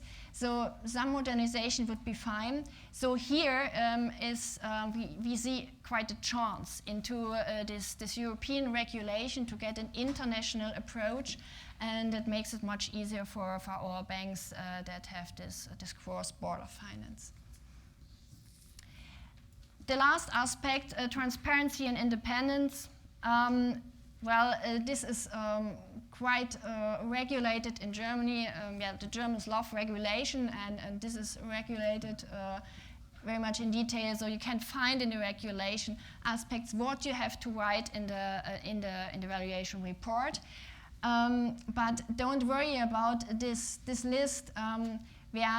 There's also the opportunity to have some standardization if we talk about housing. So it's not necessary to write a big novel about the quality of the property and its location. So you can use forms and tick boxes and so on, but there has to be some information anywhere. We also have rules about the independence of the valuer, but here I have to say, not just on the German level, so it's Article 7 of this regulation, but it's also regulated on the European level, and here the rules are more or less the same. The German one is of course more differentiated and so on, like the Germans are, but anyway, the idea is more or less the same, that there has to be independence from the credit decision process. Qualification of the value, I think this is also a very important part. Without going into detail, you have the presentation, so you can read. So last but not least, I just want to let you know that we use this starting discussion on the European level about a long-term sustainable value and its methodology to establish a network called Long-Term Sustainable Value Network. And the idea behind this is support a long-term sustainable value as a basis for valuation for lending purposes and discuss a European methodology. We have started with this network in the beginning of the year. We have, at the moment, we are working together with people from 8 countries, so far only from Europe, but you are absolutely invited to join this discussion. Mm-hmm. And we have elaborated a kind of framework, how such a international methodology on long-term sustainable value could look like. It has to be general and it has to be principle-based due to all the different property markets and data available in these countries. But of course, in a second step, it's possible to discuss these general principles in more detail on a national level. So, feel invited to join us if you like this discussion about such a long-term sustainable value. Thank you very much.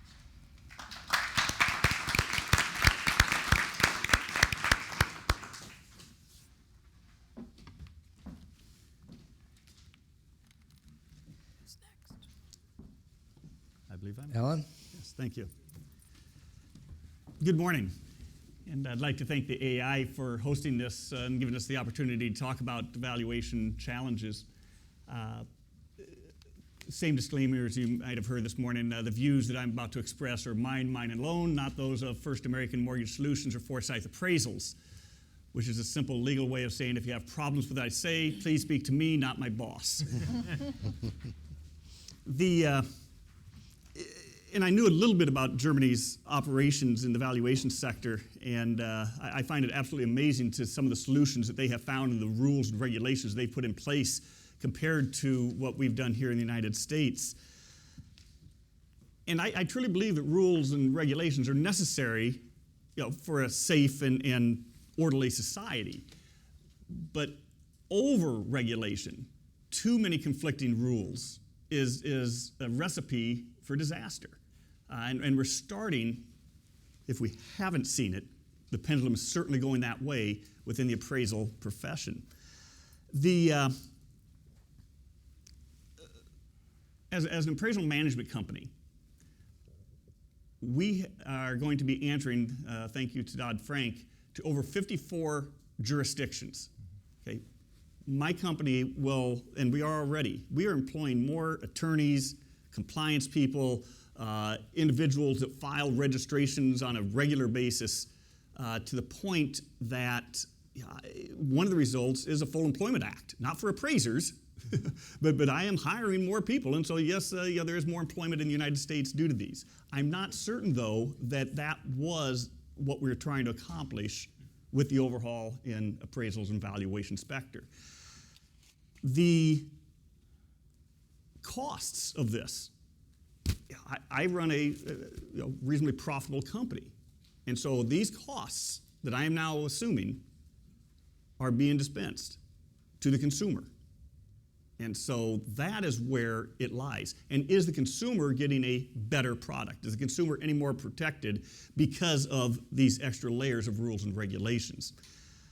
And I'm going to take you back to 1970 for a moment, where as an appraiser in the late 70s, early 80s, why was I an appraiser? Well, because I had a card that said, I are an appraiser. That's all it took, is you hung out your shingle and you provided competent services to your clients. And there were no rules or regulations. We had the Fannie Mae guidelines, the FHA guidelines, the GSCs and such that were what I'm going to call a little bit more condensed than what they are today. But you were expected to provide competent valuation services, and if you didn't, your client didn't hire you anymore.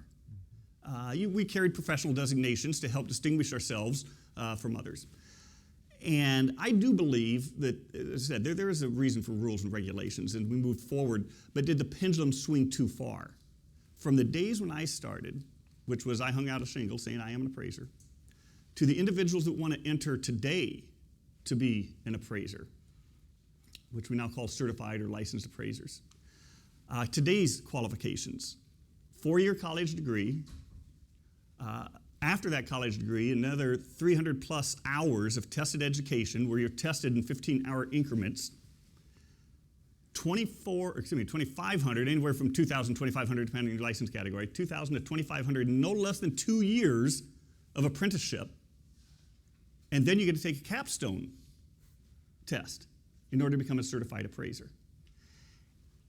And I'm not certain that the appraisals being conducted today are that much more credible than they were in 1970. Okay. The qualifications have certainly changed. The responsibility that the appraiser has and the oversight the appraiser has is changed, but I'm not certain the credibility has risen to that level in concert with those changes. Now, in all fairness, the Appraisal Foundation, who has the responsibility of Congress to set the qualifications, is looking at those qualifications and considering making changes to maybe have that pendulum swing back a little bit. And that will be helpful. But when we talk about it in context of the consumer and the regulators, one of the things, and I made some notes as Joan was going through her presentation, was we talk about what it is the appraiser is being asked to do. And I think that's fundamental to some of the concerns that are currently arising, is we're asking the appraiser today, under the market value definition that we have, to give an opinion of value as of today, period. Now that's an important piece of information, okay, but it's not in context. It's not in context. We need to have analyses performed that help our clients understand what is the risk. And if risk only lasts one day, congratulations. Okay? But I have a feeling that risk is going to stay with them as long as they hold that security, that loan. And so they have to have some idea of that value in context. And this is not a foreign concept. It seems to be foreign outside residential appraisal. But in the commercial sector, on a regular basis, loans are extended to build a high-rise apartment complex, and a value is given on the date the dirt is spaded, at that current date. A value is given at completion of construction. That's sometime in the future, so they are looking out. A value is given at stabilized occupancy. So there might be 3 values in the appraisal report, all of which an appraiser, through their analysis, has the ability to do. Now, of course, the further we go out, the fuzzier it gets. There's extraordinary assumptions, assuming that the market remains in this level, that interest rates do thus and so. But at least there's context to the value at different stages. And residential appraisers, number one, have the education and the abilities to do the same thing. And Joan and I have had this conversation back and forth about the fact that, we're appraisers responsible for the mess the latest one, in the bubble in valuations, because appraisers kept appraising, these values as they rose, and the appraiser kept saying, well, that's the value, that's the value, that's the value. And I argue that the appraiser didn't, the appraisers that competently appraised didn't do anything wrong. They answered the questions that they were asked. What is the value on this day? And on that day, that was the value of the property. So is it that the appraiser, quote, was incorrect, or is it just that the appraisers weren't being asked the right questions? And so what we've got to do is systematically change the questions that we're asking the appraiser. I go back to my residential appraisers versus commercial. We do commercial appraisals, and we give values in the future on a regular basis. Residential appraisers do that also, actually, not in the mortgage industry typically, but there is an entity, a profession called employee relocation services, employee relocation companies, where employers go in and they purchase the property of the individual in the corporation. They want to move somebody else somewhere else, and so they're going to purchase their property. And one of the things that they do in anticipation of that is they hire appraisers to say, what is the value of that property today? And I know I'm not going to sell that house today, so what is the value of that property 60, 90, 120 days out? And appraisers do that today. So it's being done in other segments of the valuation market. Can it, should it be done within the valuation of mortgages also? I really believe that it can be done, and I believe it should be done. It's interesting because one of the notes that Joan had in hers was that appraisals are seen as a speed bump, And I don't see that as a bad thing. I have 4 children, and when Karen and I were looking at the house that we currently reside in, one of the things that led her to want to live in that particular neighborhood, that particular house, is the street had speed bumps, okay? Which meant that traffic slowed down. It created safety, okay? They weren't bad that there were speed bumps. They created safety. Now, there's different levels of speed bumps. And again, I think that's where we got to be careful. There's speed bumps to slow things down, make people think, make people aware.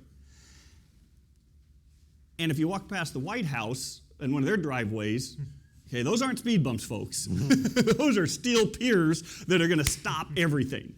Okay? Again, we've got to do things within reason. We want to make certain things are safe, but we can't have rules and regulations to the extent that we stop commerce. By having so many complex rules and regulations over the appraiser that all of a sudden what we have, and I believe, unfortunately, that in some cases we have this, where we have appraisers filling out forms instead of providing reliable analysis, something that somebody can look at and say, oh, that helps me understand the risk. That's where we got to move, I'm going to say, back to. Again, I don't want to go back to the 1970s. I love my bell bottoms. But there are some things that when we look backwards, we can look and say, those were some good things that we did, and then go ahead and pick some of the good things that we've done since then and combine them and bring them much closer. Again, I appreciate the opportunity to be with you and look forward to any questions that you might have. Hey.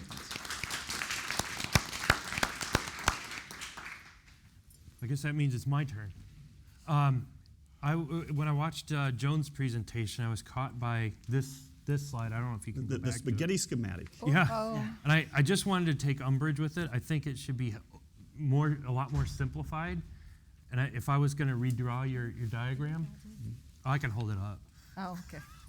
I think we could simplify it. You put appraisers here with a circle and lenders here, and just draw a big bullseye around both, and have the regulators and the other interested parties just taking shots at the target. Yeah. Because that's what it feels like. So I wanted to just talk a little bit about my, I guess you could say, unique perspective, looking at things from the investor's point of view and the appraiser's point of view. And I have worked at a lender. It's been a little while. Was at WAMU back when, before they got rid of all 900 of us in a day. But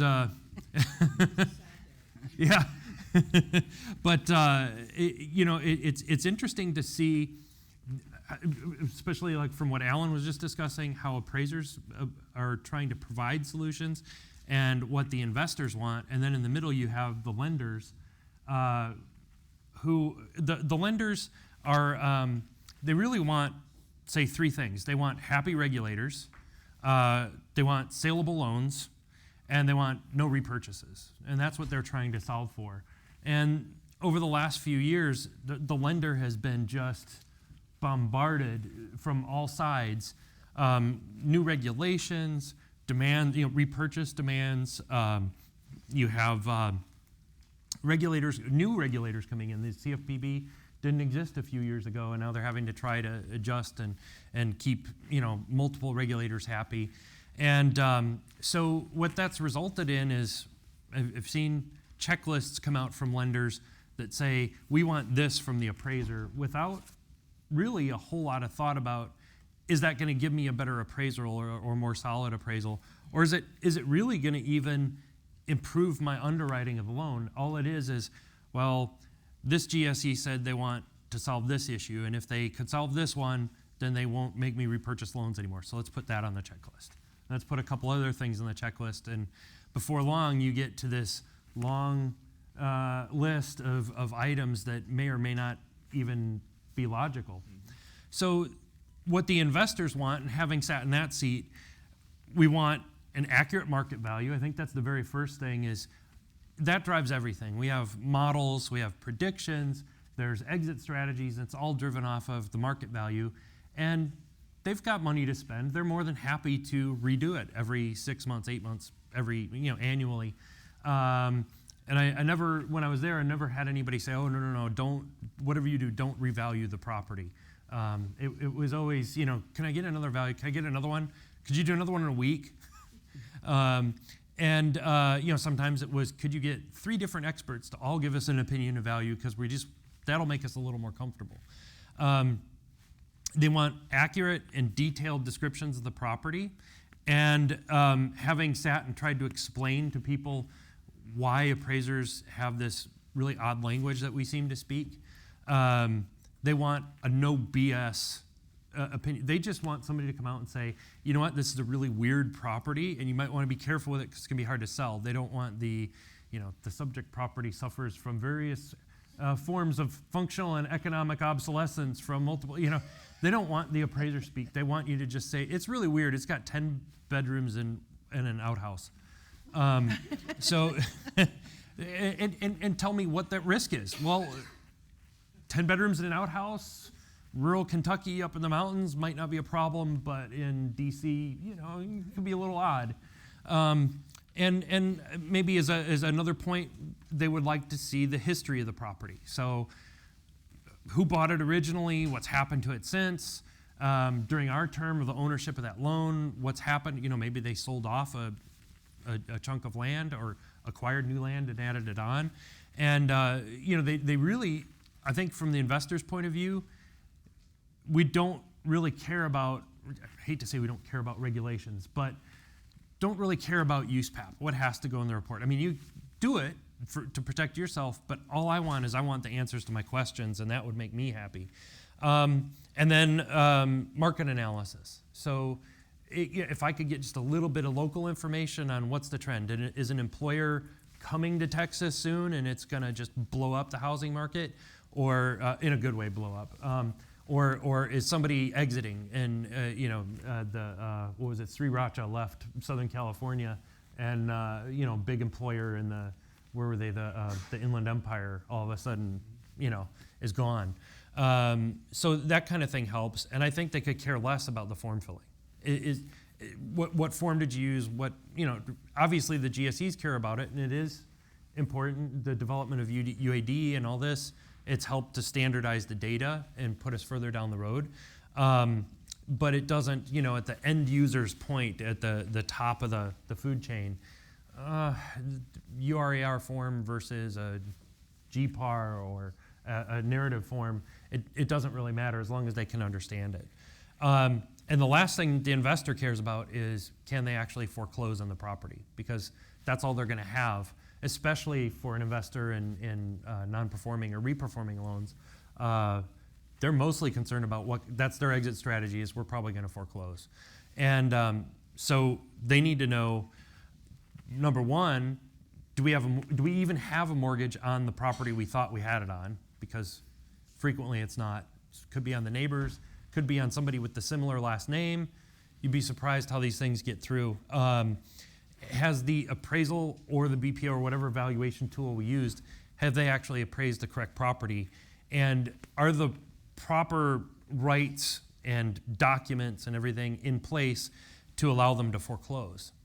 And so between the lender and the investor, you have kind of a disconnect. The lender just wants to generate something to keep everybody off their back. The investor wants, I think, more of a practical approach to it. And so then you have the really weird result these days is we've all come to the appraiser, and there's all these conflicts now where the lender says, well, I want to satisfy these requirements from the CFPB. I want to satisfy these requirements from the GSEs. And by the way, you can't take a picture of any people because that might be a fair housing violation. And you need to take a picture of every room in the bathroom, or every room in the home, including the bathroom, because I just assume the lenders like pictures of toilets. But for some reason, they need every last photo, which is a bottleneck in the process. I think, speaking to modernization, a lot of these things that we've stacked regulation or requirement on top of requirement, and really made a very cumbersome process. And having done it in 1996 and 2016, actually a little earlier than 96, but I could produce more appraisals in 96 than I can today in a couple of days. Not because technology has done amazing things for me, but the requirements stacked on top of the other have just slowed me down like you can't believe. And so I think the appraiser I don't see a shortage. I see a shortage of time, and that's due to these conflicts. And I think that's the thing that we really need to resolve and modernize, streamline, and develop a consolidated data standard that goes into it. That I think that would help. So I'll cut myself off there. And all right. And this is a subject I have a lot of passion around, so Ed's going to have to give me the high sign.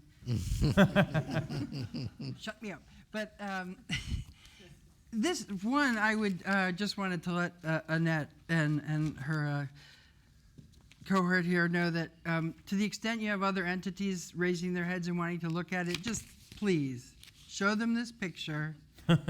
And that's where you're headed if they continue to do that. This picture is just really sad, but it's true. And I would even like to be able to say every stakeholder on here has good intentions. Mm-hmm. And they don't. Not all of them. You'd like to say that. I would like to say that. And the reason I say that is because too many things have intruded into the arena of appraisals and valuations on residential property. There's a lot of politics involved in things. Then there are various just state-to-state politics. There is state versus federal politics. States' rights intrude on appraisal regulations, and it has gotten so convoluted that when you're the sort of lender in the middle, I think of these things like when you reference the pictures. Do we want the pictures? Oh my gosh, no! It's one more thing we have to look at, and it's one more thing we have to be able to defend. Mm-hmm. Right, in the event of a repurchase. And when you think of the intent of the pictures, or what we've heard about is, you'll see, well, you have to take a picture of the kitchen sink with the water running to prove that the utilities were turned on. Now, let me tell you, I have a sink in my kitchen. And if I forgot to take that picture, I can just go turn the water on. You've proved nothing with that photograph, except you've just asked the people that you're accusing of lying to lie again with their photos. The honest appraisers, you wouldn't have needed the photos in the first place. So you're asking for them because you think they're lying, And you think they're going to give you an honest picture. And so, people don't think through these rules when they write them. They're sort of these feel-good things, and it just keeps adding to what the underwriter or the lender has to review and defend to their downstream stakeholders. So the capital markets, the GSEs, you can request repurchases. This doesn't happen as often anymore, but we would get repurchase demands for something that had nothing to do with the value, but because it was something on the appraisal we couldn't prove. And what that did, that kept pushing those requirements out to the appraisers, is they would only give us what they could prove. And one of the things just from being in underwriting for so many years, years and years ago, I don't want to know what an appraiser could prove, because I can prove it too. I want to know what they think. And they have gotten to the point where they cannot tell us what they think, because we're asking for a point-in-time value as of today, and it has to be based only on empirical data that you can prove. I have data sources too. So it's turned into this exercise where it's become an encumbrance to the lending process instead of an asset to it. And all the things I need from it, I don't get anymore. And an example of sort of like the politics of it, when you inject that into the process, we can argue over why sea levels are rising, but they're rising. And we are making 30-year loans on properties that are going to be underwater in 30 years. And no one on an appraisal can acknowledge that fact. Can't do it. And technically, you can't do it in lending because it's not in the appraisal, right? So you can't make that decision on your own. So we have let all of these things intrude to the point where we're no longer making a rational decision about the collateral itself. Now, we can make the credit decision, the whole loan decision, and in the old days, the collateral basically was what happens if we have to foreclose. Is it worth it? But when you learn, the more you learn about real property and the fact that it's not one asset. There's a bundle of rights that come with buying a property. The right to enjoyment of the property, the right to tear down your house. There are a lot of different rights that come with it, but we're asking the appraiser to basically laser focus on one thing at one point in time and not talk about any of the other things that might impact the ability to use that property in the way the mortgage thinks it's going to be used. So I think it gets back to the need for one regulator with one motivation, and getting a lot of these motivations out here. And then in addition to that, part of the role I have at Wells Fargo is I work a lot with our third parties, in particular on the title side and the valuation side, and try and keep track of how regulations being imposed on them are going to impact us, and how regulations imposed on us are going to impact them, that nobody may be paying attention to, and I can kind of create that bridge. And a classic example is what happened with the combined disclosures that were put out and the cumulative effect of some regulations around disclosures to consumers that had a huge impact on the appraisal industry. It was not intended, but the first thing you had was Reg B, which basically said the consumer has the right to receive a copy of any and all valuations done during the course of the loan 5 days prior to closing. And they do not have the ability to waive that. Well, it's 3 days, and in government speak, 3 days is 7, because there's a mailbox rule. It's just complicated, but take my word for it. 3 days is 7. So you have to be able to send them a copy of any valuation you did. If you did an AVM, to check something on the appraisal, to as a backup. If you had to do 2 appraisals for one reason or another, all of them must be received by the borrower 3 days prior to closing, which means you have to have them available, finished, 7 days prior to closing.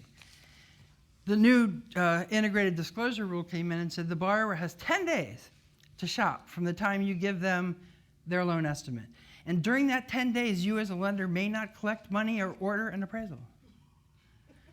Okay, so we're counting forward 10 days, we're counting backward 7, and the realtor just wrote a 30-day contract. So what happens? Is it my problem? No, it becomes Alan's problem, because I need that appraisal in 3 days because I have to have time to actually underwrite it as part of the transaction And so then the appraiser, he's trying to coordinate the order, find an experienced person who's qualified in that market for that type of property, get that whole form done, get it into me so that I can upload it and run it through collateral underwriter because that's what the GSEs want, get it back, ask any questions I need to ask, and have it all ready to send to the borrower 7 days before closing. It's insanity. It's absolute insanity. But on the other side, I talked to the CFPB even when they were writing the rules. Who were they supposed to talk to at the CFPB to find out how to write these rules so that it wouldn't impact the appraiser? There's just no way they can possibly know.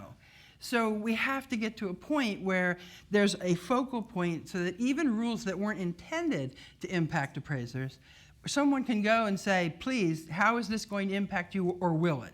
Say yes or no before we go ahead and write it. And it's those kind of unintended consequences that are just killing everybody. The length of the appraisal, the information, it has a lot of information, but most of it has nothing to do with whether or not it's the right lending decision. So, we have groups who review, reviewers, actual appraiser reviewers, appraisals to make sure that it is an accurately portrayed version of that property. And then an underwriter has to say, is that accurately described property adequate collateral for the transaction, which is two completely different things. But yet I've actually heard appraisers, because underwriters will ask questions that at times can be strange. And I've heard appraisers say, they're not qualified to review my appraisal. Wow. Okay, so you're saying that only authors can read books. Right. So if you wrote an appraisal that an underwriter can't read or understand, then you failed, basically. But they didn't create the failure, right? They're putting it on a form that they're required to use that has checkboxes and drop-down lists. And at the end of the day, we're sending this out to the consumer who, by the way, looks at it, has no idea what it means. All they know is they want it as low as possible right before they close, and then they want it to have appreciated 10% the next day. That's all they know. And, it creates a lot of confusion in the process. It creates a lot of anger between some of the parties. Because from a realtor perspective, if you're the listing agent, you hope it appraises just right where you told them to list it. Because if it appraises higher, you failed. If you're the buying agent, you want it to just hit that value. You don't want it to come in low because then you misled your buyer. And that transaction is not supposed to be the buy-sell document. It's just the lending document. But it has expanded into this role where there are too many stakeholders and way too many of these people. And that's it.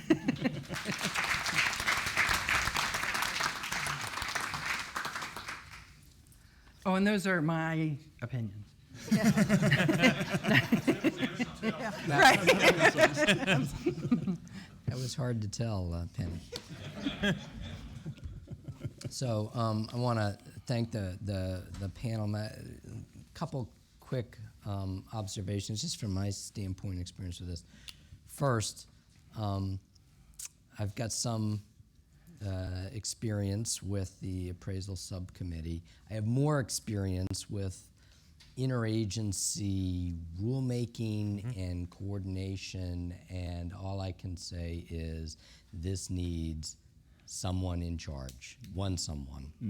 There's no question about that. Second is that we are well beyond starting the path. We have been in a housing finance system where we have worked on creating a national market, really an international market. We have, through securitization and the infrastructures we put in place for securitization, the whole point is to attract global capital to invest in residential housing in the United States. So the idea that in all this effort to create this international capital market participation in U.S. housing finance, that we would allow it to be subject to 54 jurisdictions review makes no sense. We're fighting ourselves in that regard.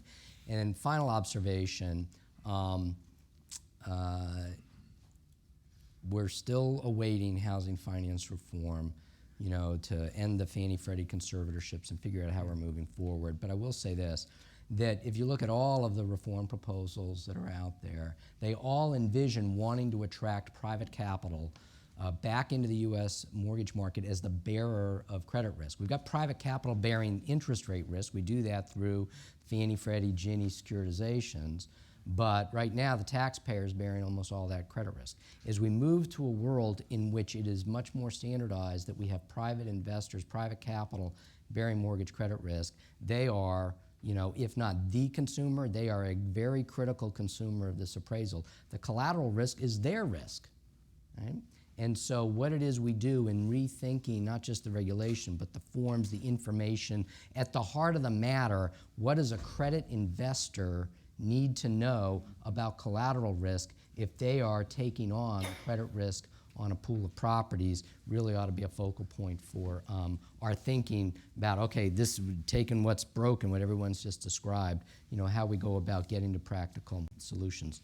So with that, I'd like to panel, thank you very much. Everybody sort of did things in order and unbelievably within time.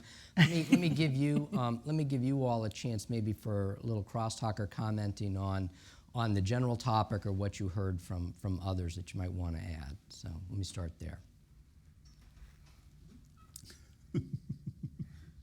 Oh, got it all out? Yeah. All right, very good. Well, then let's go to questions. Tom.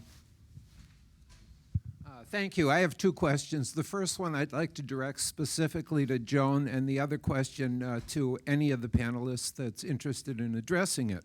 My question to you, Joan. In years past, there has been considerable criticism of Fannie Mae and Freddie Mac for monopolizing the collateral databases. Is that still the case? My second question has to do with the... Second question? That's still the case. The second question has to do with collateral underwriter, which has now been around for about a year or so. I wonder as to your evaluation and observations on collateral underwriter. I can tell you from my perspective. So I worked on the forensic project for Fannie Mae as a vendor to them. That project was it built. I guess you could say it built the experience for Fannie Mae to develop collateral underwriter. That was we wrote the repurchase demands and all that, and then worked on the opposite side of that. And so now I'm seeing the result of collateral underwriter from the field. And I'm getting things, really odd things where and I don't know if it's the lenders or the appraisal management companies, but, so I just threw both of you under the bus at the same time. But I'll get something where I'll say, my subject property was built in 1967, this comparable sale was built in 1962, and to me, it's a wash. Nobody's gonna recognize any difference. And they'll come back and they'll say, well, collateral underwriter demands an adjustment for age. I'm like, well, I'm not going to make one.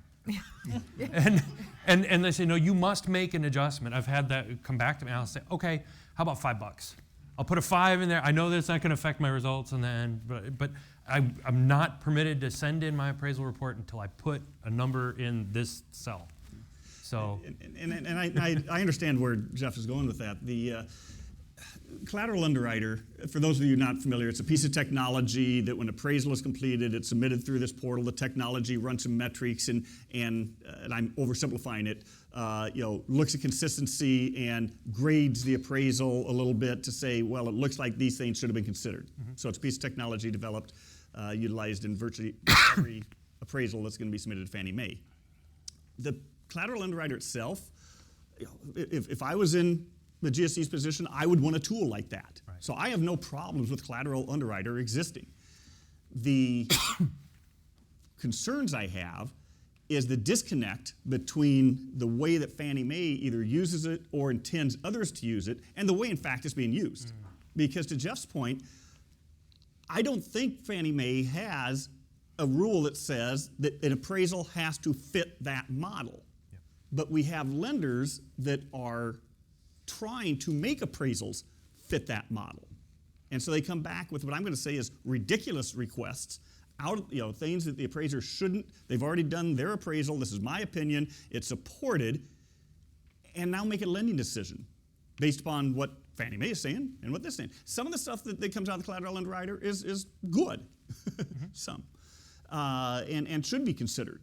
But in answer to your question, I think it has to be, one, utilized properly by the individuals, individuals being lenders or AMCs or whoever's using this information.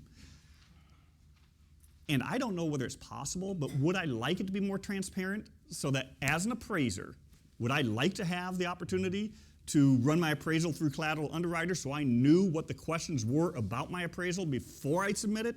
I'd love that. I think that would actually be better for the consumer, better for the appraisers, better for those investing in appraisals, the results of the appraisals, because we're going to speed up the process because we know the questions that someone's going to have on our appraisal. So that type of transparency would be very valuable. Very good. Can I make some comments on CU? Couple of big red flags. First of all, I agree with Alan. I think in theory, CU is an amazing thing, and it is part of that modernization discussion. Even more frightening is, it's only been around now for a few years, and prior to, Fannie and Freddie never saw an appraisal report. That is shocking that, and most people didn't know that. So again, that's not investing, that's gambling. So my big concern with CU is there is discussion that now that Fannie has all of this data, that we don't need the appraiser anymore. Well, first of all, that's an absurd, where do they think the data comes from? The stork didn't bring it. And then where's the oversight of CU and the models that Fannie is building? So I just a few weeks ago had the privilege of, I'm sure I violated every kind of agreement for this lender, but I was looking over the shoulder of someone, a reviewer, and I got a little peek into CU. So the comments from the reviewer were that generally it's a fantastic tool. It brings in all the data. They can look at what this appraiser rated it versus what others appraisers see of what the inconsistencies were. Fantastic. Then she said, and Joan, I know you're not going to like this, but our lender is only concerned with answering the questions raised by CU so that we can satisfy Fannie Mae. It's not about whether or not the value is credible. I'm like, okay, you're right, that doesn't make me happy. And then the other thing that was really scary, she said there's a model in CU that forces an adjustment on almost every line. And she said it's absolutely useless and nonsensical. There is, for example, a positive time adjustment on every sale, regardless of the type of property and where it is. Is that the, a market change adjustment? It could be. Well, it just happens all to be positive. Well, that's maybe the conditions. To me, on a rural property, Ernie. I don't know, Joan, but the point I'm making is that CU is a very valuable tool. I think that, Jeff, the problem that you're having is that CU is making an adjustment for age, and the user of CU says, well, if the computer's making an adjustment, the appraiser better, and your response is perfect, by the way.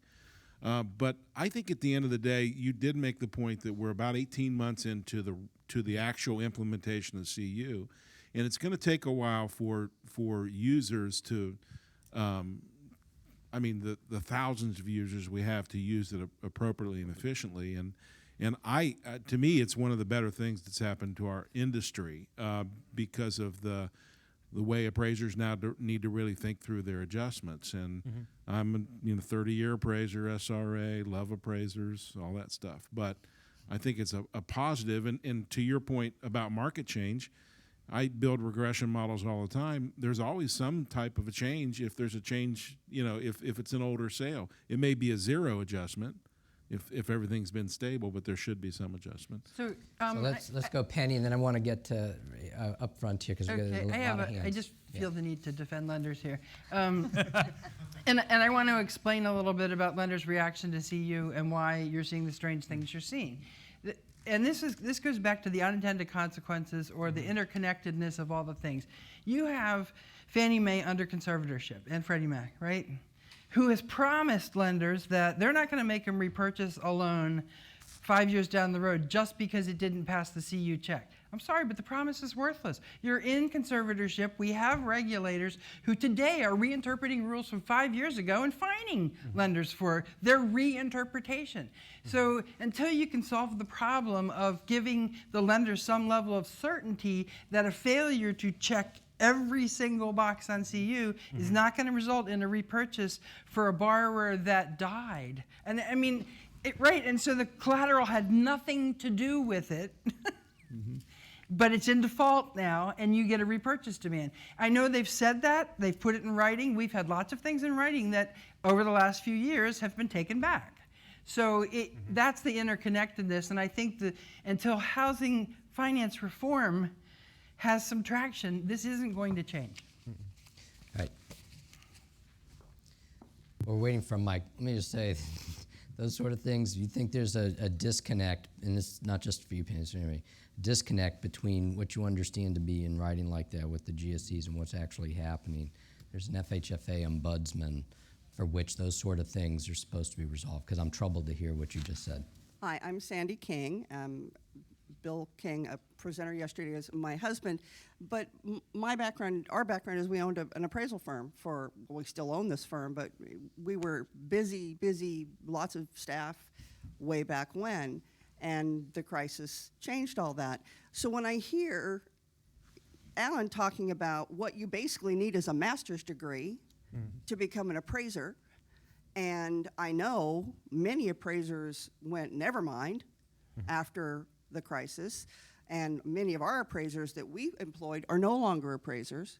My question is, and Bill may know this, I could ask him privately, but how old is the average appraiser right now? 62. Okay. And exactly why would I encourage my college-educated child to become an appraiser? Why would I do that? Okay, everybody is shaking their heads.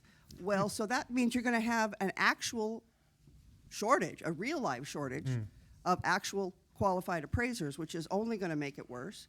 Our firm actually now, we have one appraiser, and she's getting fees that are blowing my mind. And she could have work into November. This didn't happen in the worst of the run-up.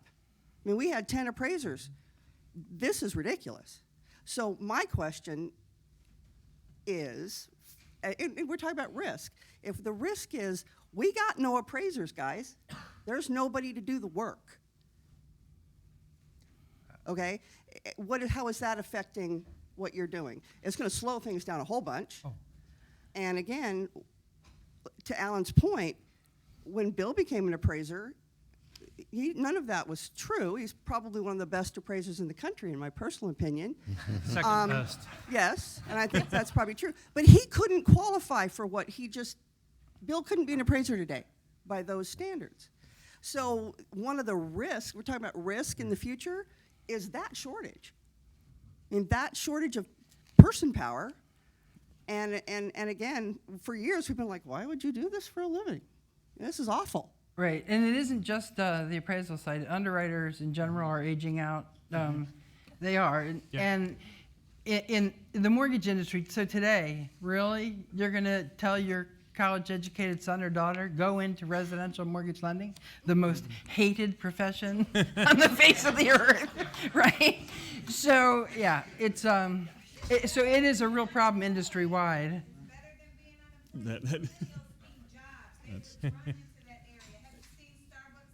Yeah. And we're finding that they are actually because and we have within our firm we have many what they call trainee associates that are entering in. They are the millennials, the younger people.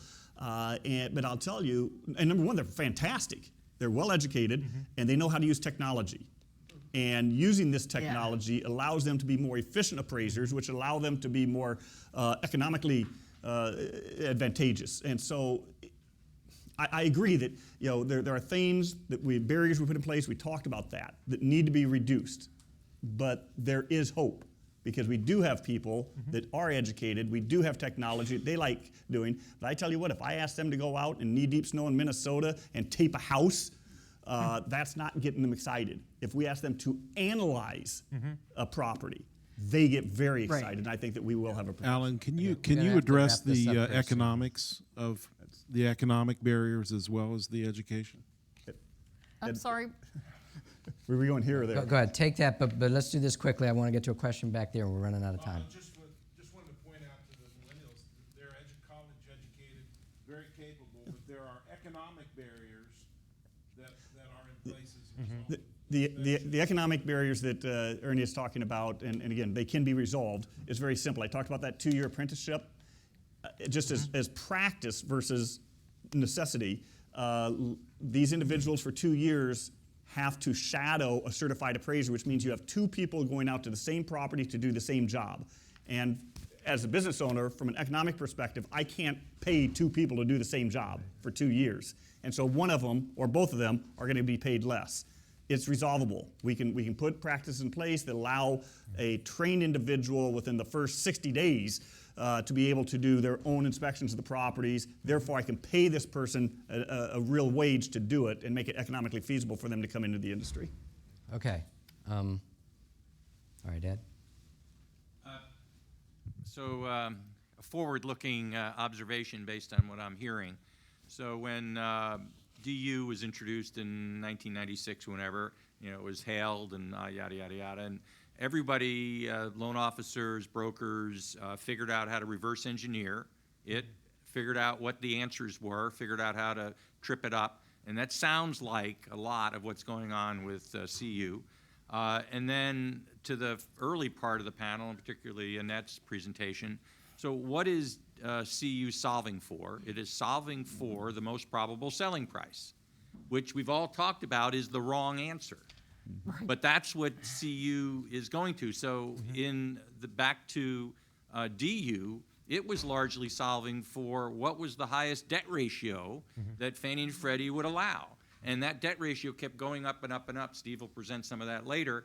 Kept going up and up and up. Well, I think we're just going to see the same thing here. Values are just going to, sales prices just keep going up and up, because that's what it's solving for, is most probable selling price. Any comments on that? Well, I think my biggest concern with CU, and just like DU, with receiving vast amounts of data comes a huge responsibility to do the right thing with that data. So number one, it's not transparent. 2, I don't trust Fannie Mae to be the custodian of that data. By design, UCDP was supposed to be available to all the stakeholders along the food chain. I think then when you have multiple people testing and analyzing the data, it becomes a much safer place. And, forgive me for the analogy, but we have appraisers are all peeing in the same pool.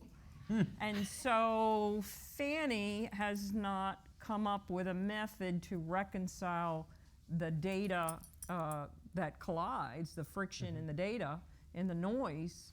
And so we're, potentially punishing the one honest appraiser who reported it accurately, but 30 other appraisers reported just what came from MLS because they were too lazy to verify the data, which MLS data, by the way, folks, is sales data.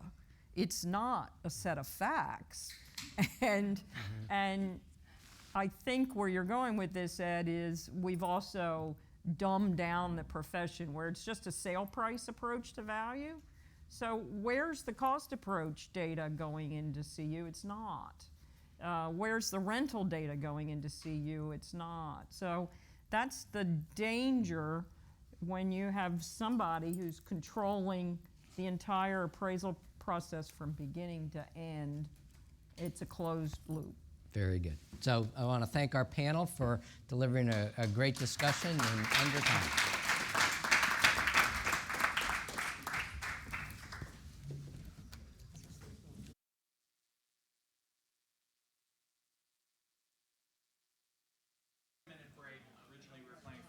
Extend it to 10 minutes, so if you can come back at 10 minutes to 11 for the great debate, which will take place, and then we'll break at 12:30 for lunch. So be back in 10 minutes, please, and we'll run through 12:30.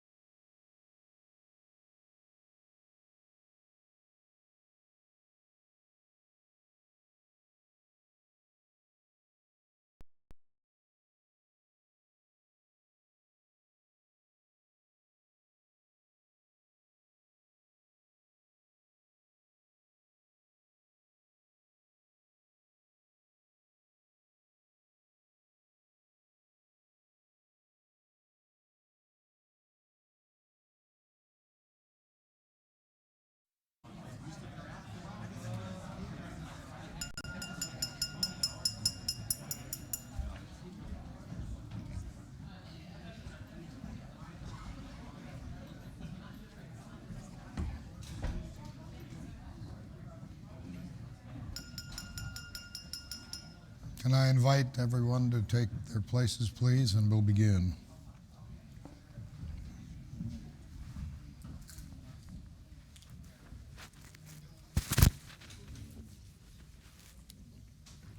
Thank you.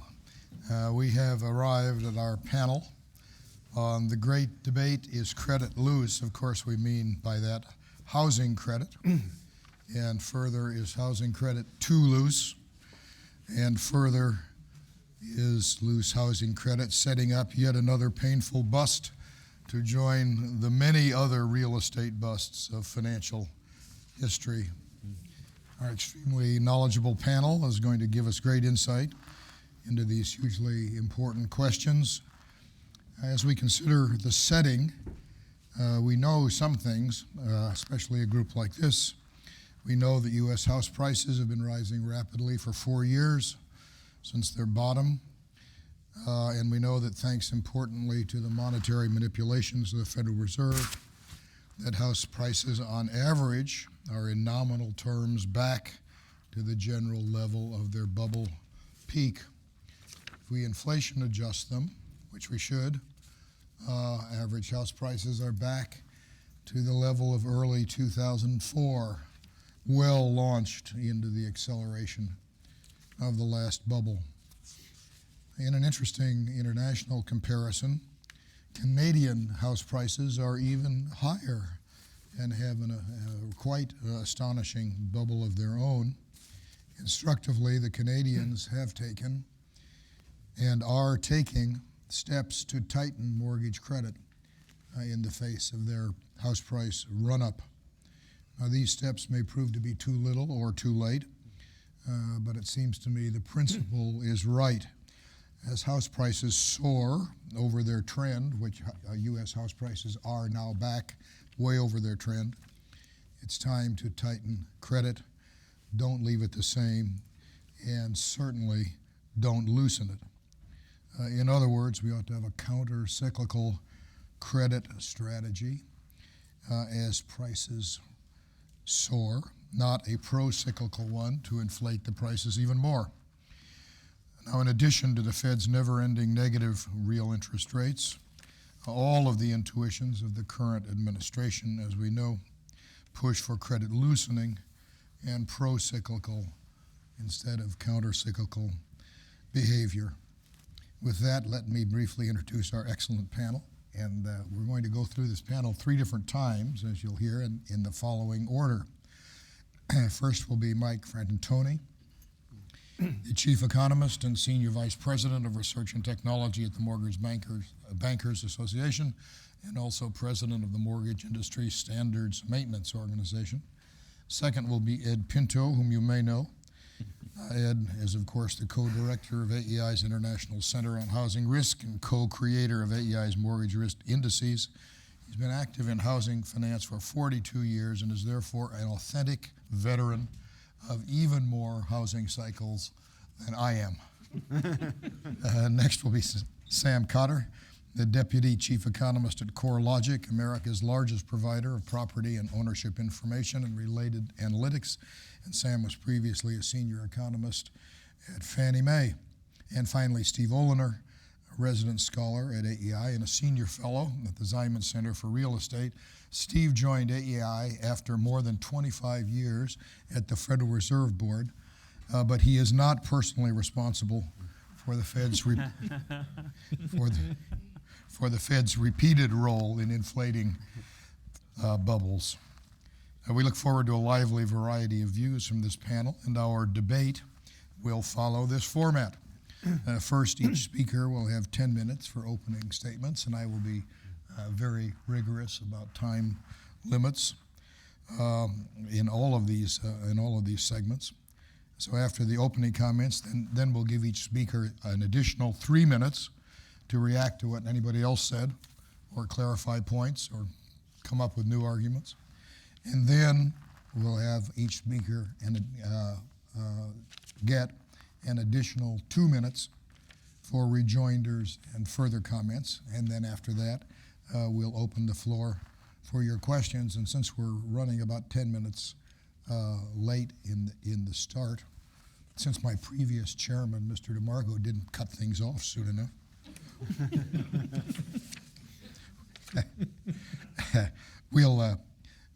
We'll keep going to 12:25 if your questions continue, but we will adjourn very promptly, not later than 12:25. Mike, you have the floor. Thanks, Alex, and thanks to Ed and Steve for inviting me. This invitation grew out of a series of conversations that the three of us were having where we were disagreeing on various aspects of this question, but I guess I would say we were disagreeing on some details. I think largely we're agreeing about some of the big picture. So let me talk about where I think we may be agreeing, at least with respect to the big picture. So number one, mortgage credit is tight today. Credit availability is certainly less than it would be in an equilibrium kind of a situation, and we can disagree about where that equilibrium year is, but I think we're tighter than that year. And you can see the impact on variables that matter. And things like level of home sales not coming close to where we were in a more typical year when we're at a full employment and near record low mortgage rates, just an indicator. Second, and I think we'll agree on this, credit is loosening.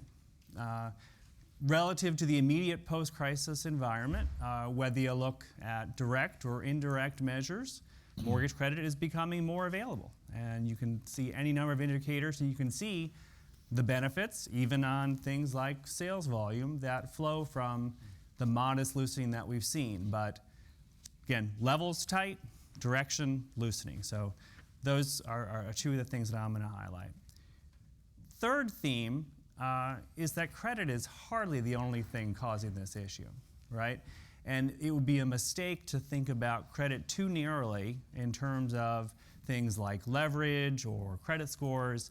And I really think the last panel was fantastic in terms of bringing out really some of the broader things you need to think about that was particular to the appraisal and valuation space. And I think, Jeffrey's comment sort of summed it up, that he was able to do more appraisals in 1996 than he is in 2016, right?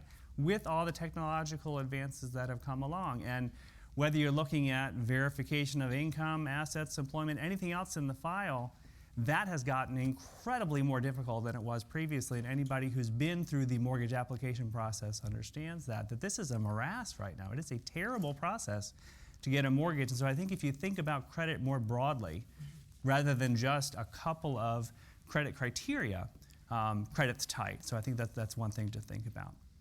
All right, so let me walk through some pictures to just go along with that. So this would be an example of where Ed and Steve and I disagreed in terms of the level of this measure. That share of first-time home buyers is low compared to equilibrium. It's trending up again, so credit is tight relative to what would be normal. So the yellow line here, something like 40% average from the MER measure. Ed and Steve have a higher number, but the share is low compared to where we've been historically. So an indicator of tight credit. Other people, Raven showed a picture of this, looking at trend in credit scores. Average credit score, whether you look at the FHA, whether you look at the GSEs, significantly higher than where we were pre-crisis. You look at the trend over the last couple of years, it's come down a little bit, right? So again, general overall themes, credit is tight relative to where we were in a normal year. I like a normal year, call it 2002, 2003. Relative to 2009, things look like they're loosening. And that's what these kind of pictures are showing. So again, I think we're generally going to be agreeing on those trends. Now, to get a direct measure of credit, MBA's put some data out there. This is our Mortgage Credit Availability Index, trying to capture the types of mortgage programs that are made available by investors and lenders across the market, and summarize that in a single number. And we put out this number monthly and go back to 2004. Same themes, right? Relative to where we were in a market like 2004, if you want to call that normal, that's as far back as we can go with this particular data source, mortgage credit is tight. This captures things like every mortgage made today is full documentation, fully verified income, assets, employment. That probably is a good thing, but it results in a much tighter mortgage credit environment, okay? If you look at the upward slope in this line, or you look at our press release out this morning, mortgage availability became more widely available in September. Put out that press release this morning. So it is getting a little bit better, but it's on the margins, just incremental. And we are still sort of worlds away from the type of credit that was available in the pre-crisis environment. Okay, the proof is in the pudding, right? So not only when you look at the types of loans that are being made, the types of loans that aren't getting made, the criteria that you see on those closed loans or loans that are being applied for, if you look at the performance of the loans, these are vintage curves going back to 2008. Really every successive year from 2008, we've seen better performance at the same point in time. And you literally look from 2012 vintage on, these loans are performing extremely well. Now, this is not solely due to the tight credit environment. We've also had, as I said, improving job market, low interest rates, and a very strong home price appreciation, all of those that are contributing to this very strong performance, but the tight credit certainly helps. I think the one sort of, for me, this is really the one conclusive factor about the impact of that tight credit is the performance we're seeing is just phenomenally good on these recent vintages of loans. Okay. Sort of last point in terms of what are some indicators we see that credit is tight. The left chart here is showing household formation, and really post-crisis, although we've seen a return of household formation back to more typical levels, almost all of these new households are renters. They're not owners. We're seeing continued drop in the home ownership rate. Now, don't have a view as to what the right home ownership rate is, but we can certainly see that it's dropped. I think the chart on the right is actually more interesting, right? Where have those households gone in terms of the types of structures that they're choosing? If you look at the changes here, it's not really moving into apartments, as I think people think when they think about renters. These folks are renting single-family detached homes, right? So they are choosing by where they decide to live that this is the type of structure they'd rather occupy. In the past, that 2%, 3% delta of households chose to own those properties and were able to own those properties. Now, for whatever reason, they're not. Again, difficult to identify economically what's causing this. Is it demand? Is it supply? It's probably a combination of the both, but I think credit's having an impact there too. All right, in my remaining time in this opening round, like I said, I have no illusions that this is all about credit. Our economy is changing in some pretty fundamental ways that's detrimental to the housing market and detrimental to home ownership. Highlighting here just really the affordability challenge that economy is facing. You look from 67 to 2007, income, housing costs, total cost of living, roughly rising in parallel.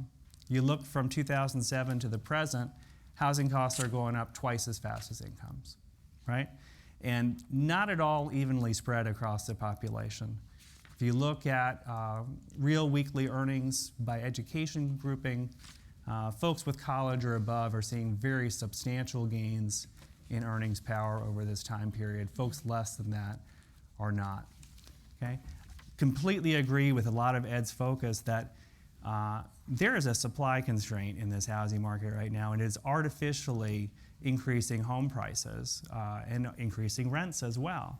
And that is obviously adding to this affordability issue. Now, I think we made a mistake in the housing boom of thinking that you could use mortgage credit changes to fix what is really a broader economic and societal issue of differential earnings power, affordability caused by supply constraints. If those are really the problems, we should attack those directly one way or another. But there is an interaction. I think you can think about this. I come at it from a business standpoint, representing mortgage lenders. There's a policy view as well, but suppose you're running a clothing shop, right? And all your clothes are designed. 1 minute. Yep, thank you. Designed to fit folks that are 5'10". All of a sudden you have no customers because your customer base is now all 6'2", right? How do you fix that problem? You can't just sort of pull out the stitches and have people put those clothes on to have them try to fit. You actually have to change the way you're designing clothes. I don't think this is loosening credit, but I think that's the situation we're looking at. And whether you look at on the renter side, the proportion of households that are paying 30, 50% of their income towards housing, we see the same thing on the owner side, and these are sort of solidly middle-class households seeing significant burdens in terms of how much they're paying. The nature of the households that are being formed are different, much more diverse population, and to my point, the prior credit box just may not fit, may chafe in certain ways that are not going to be helpful. So getting better, and that's what it's showing here, still tight. Thank you, Mike. Ed. Got a few more to go through, sorry. So the question is credit too loose? And let me see, gotta get through some of these. Here we go. And Steve and I will take the affirmative that it is. We will demonstrate that real estate principles matter. Creating demand is easy. Adding to supply is difficult. Credit liberalization in a seller's market gets capitalized into higher home prices. And today leverage is much higher than in the 1950s. The early 1990s, and on par with actually about 2002, 2003. Foreclosure rates have exploded over time. The credit spigot is wide open with FHA and other Ginnie programs, and low-income and minority borrowers deserve better. The principles: value depends on nearness, value depends on utility, avoid speculative risk, credit liberalization acts differently in sellers versus buyers markets, and the credit maximum over time tends to become the credit minimum. Government policies promote leverage through administration change, through thick and thin, doesn't make any difference. And it adds leverage in both buyers and sellers markets, but it has the potential for dangerous buildup of risk in a seller's market. Homeownership today is the same as in the 1960s, and it's barely higher than it was in the late 1950s. That is a real indictment of what we've been doing since the late 50s, in my opinion. The counterfactual that I would offer is we've had about 13 million foreclosures since 1975. Largely this last cycle, but FHA has had huge numbers of foreclosures dating back to the 70s through the present. The counterfactual I would offer is if we had the same leverage standards that were in place in the 50s and mid to late 50s, where we had a home ownership rate that was not much different than today, we would have avoided 11 million foreclosures.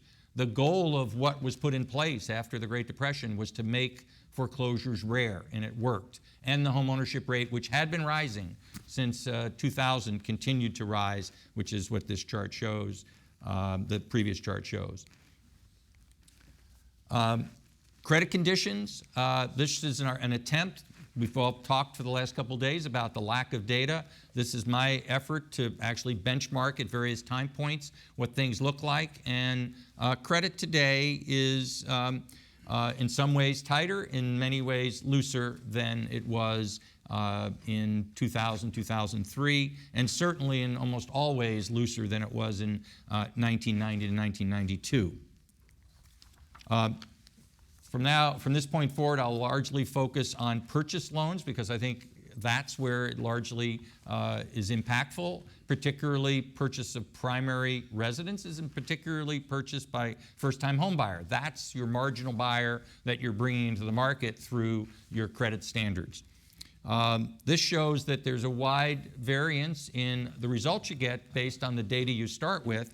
The red line is our National Mortgage Risk Index. It's the percentage of loans, purchase loans with credit scores below 700. It's been growing rapidly for the GSEs. It's been growing rapidly for Ginnie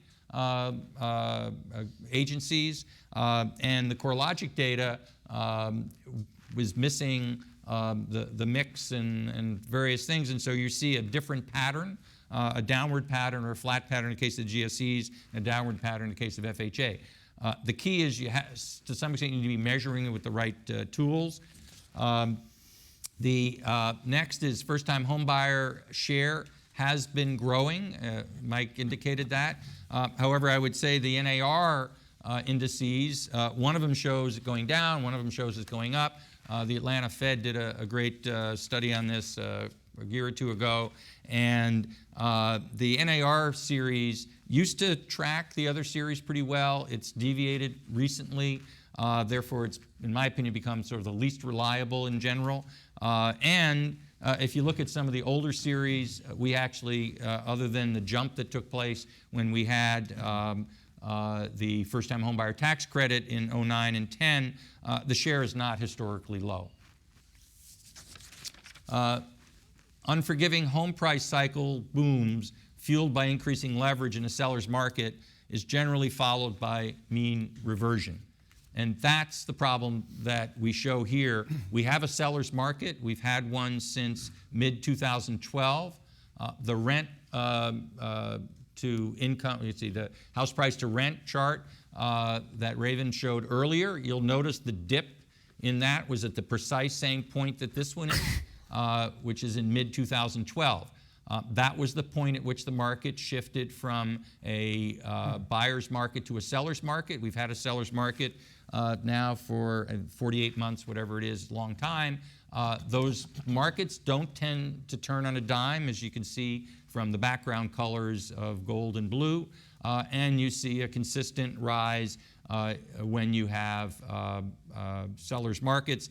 We don't see any change in that seller's market for the foreseeable future. That momentum appears to be continuing, and the result is this price pressure appears to be continuing. Most recently, the price increases have averaged between 5% and 6% on a nominal basis. That's well above inflation, well above income growth, particularly at the lower end. And we see that continuing until it stops.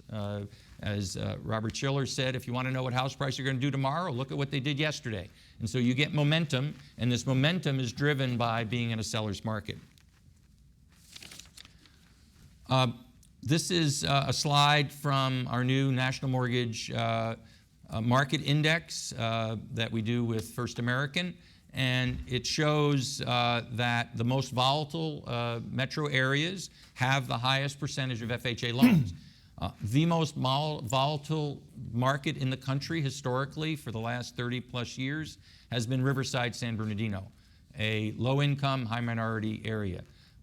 When I said at the beginning we need to do better for our low-income and minority borrowers, ground zero, let's make no mistake about it, is Riverside, San Bernardino. And we can do better. Credit liberalization during a seller's market has a pure price effect. Tobias, Peter presented that yesterday based on our FHA research. And we basically showed when FHA lowered its premium by 50 basis points, then there was a price effect that was demonstrable, could be empirically demonstrated through the natural experiment of FHA made a change, the rest of the market was unchanged. Interest rates, whatever were out there, was the same for everybody. The change was the lowering of the premium. You can make that change can be any credit liberalization. It can be longer loan term. That was commonplace in the 50s when Congress changed extended loan terms for FHA. Today we have 30 years. It would take either an act of Congress or a change with the CFPB to extend that. So that's relatively unlikely, not to say impossible. You could lower the down payment. FHA is already at 96.5 and then has all these other funny money things that go on top of that. So little room there. DTIs, you can certainly move out there, and we've demonstrated that there's plenty of room in the existing credit boxes of both Fannie Mae, Freddie Mae, and FHA to extend tremendously.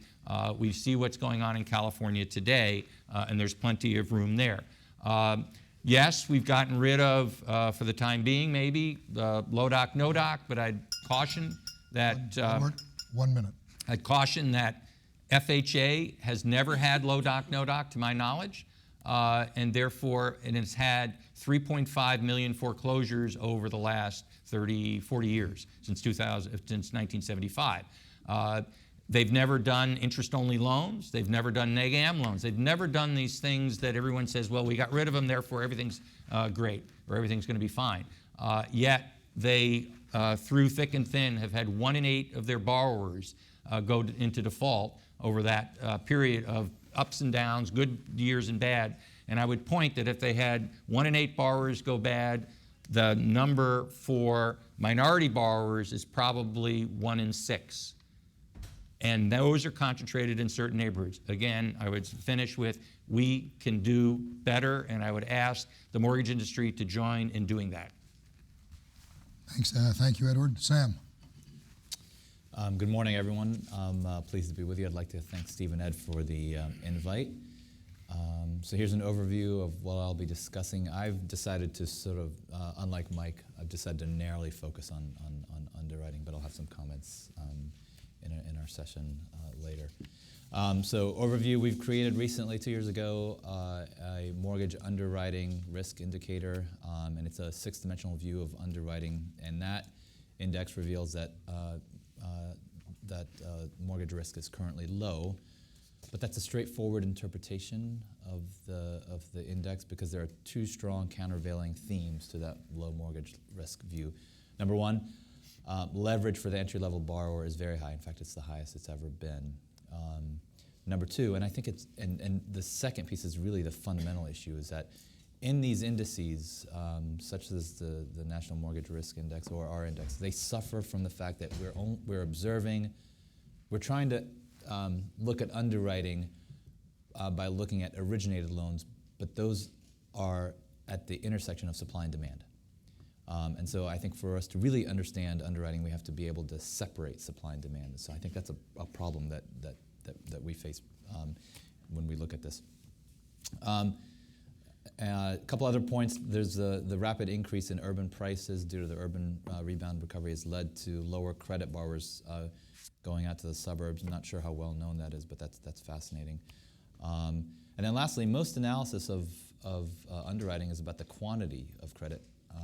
There's much less analysis on the price of credit, and economists care about both prices and quantity. So I'll talk a little bit about that. I've got a few extra slides. I'm going to skip through some of them and come back to them later. So first, here's our housing credit index that we developed a couple of years ago. So the way you read this chart is the blue line is benchmarked to 100, and that means that was the level in that risk dimension in 2001 and 2002. And then the current is August 2016. And so the way you read this is kind of the maroon reddish line. If it's inside the blue line, that means underwriting is tight. If it's outside the blue line, it means underwriting is expansive. So if we kind of go counterclockwise quickly, it's very tight from a credit risk, or excuse me, credit score perspective for credit scores that are below 640. It's tight from a broker share perspective. And these are all risk factors related to default, by the way. There's very little low or no doc lending currently, so those 3 dimensions are extremely tight. The level of investor share activity is a little bit above average. I'm less worried about that one because this picks up second homes, and so that's slowly increasing over time. So that one I'm not really so much worried about. It's really the last 2 that I'm worried about, which is the DTI, the share above 43% is high, and the percentage of loans with 95% LTV or above is extremely high. So we've got this asymmetrical credit box, or 6 dimensions, where it's very tight in some dimensions, but also very loose in other dimensions, which makes it hard to analyze. We take those 6 dimensions of risk and create a single indicator, and we plot it back to 2001, which is the time period which we call most normal. That's really a data limitation. I wish we can go further back because I think underwriting was already beginning to loosen by 2001. I think the last time underwriting was normal was probably sort of mid to early the 1990s. And so with the line, we benchmark it to 2001 at 100. If movements down mean that credit is tightening, movements up mean that credit is loosening. So you can clearly see after the 2000-2001 recession that underwriting tightened, and that made sense. And then you see the big boom in the mid-2000s, and then the subsequent bust. And then over the last 5 years, really no real change in underwriting in the data as we look at it. So let's talk about sort of the two countervailing trends, because amongst those 6 dimensions, for me, I think leverage is by far the most important. So when we look at leverage, it's extremely high. And so here I've plotted one view of that. When you look at most metrics around leverage, it's usually an LTV. What I've done here is the LTV by price band, because LTV can significantly differ by the price point that you're looking at. So the way you read this chart is, for example, at about $200,000 in 2015, the average LTV roughly is about 90%. In 2005, it's about 87%. And then in the year 2000, it's in the low to mid 80s. So you can clearly see that in 2015, the green line, the amount of leverage in the system for loans between sort of about 100,000 to about 300,000 is actually higher than 2005.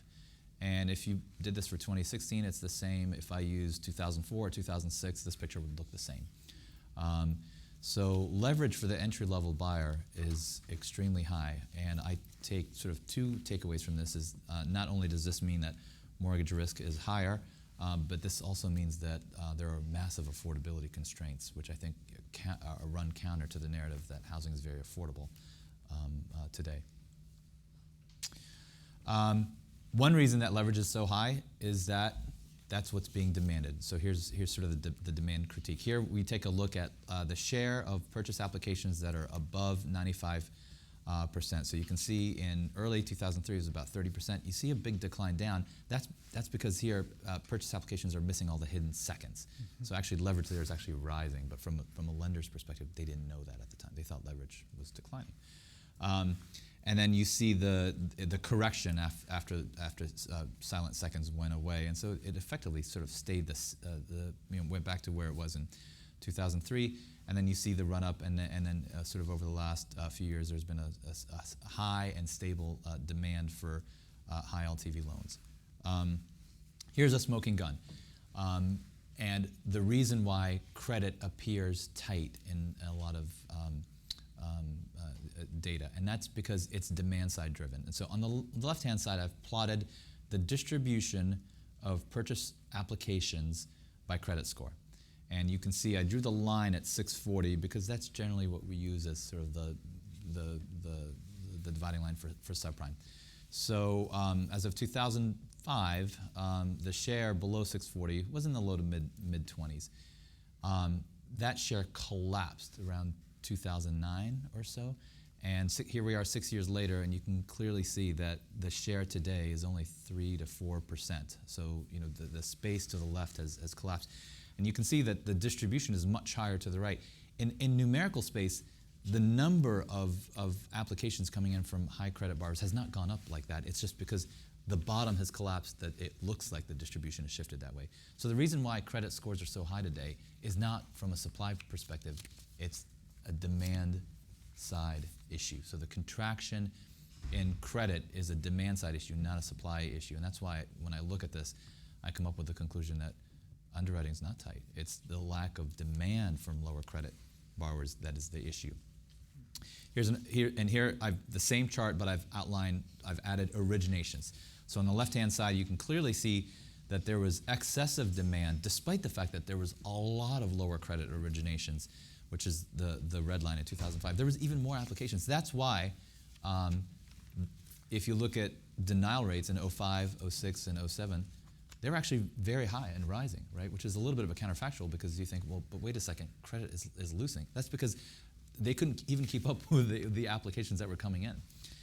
You fast forward 10 years later to 2015, and you can clearly see that originations and applications are sort of right on top of each other. So lenders are matching the market, basically. They're sort of approving what's kind of basically coming through.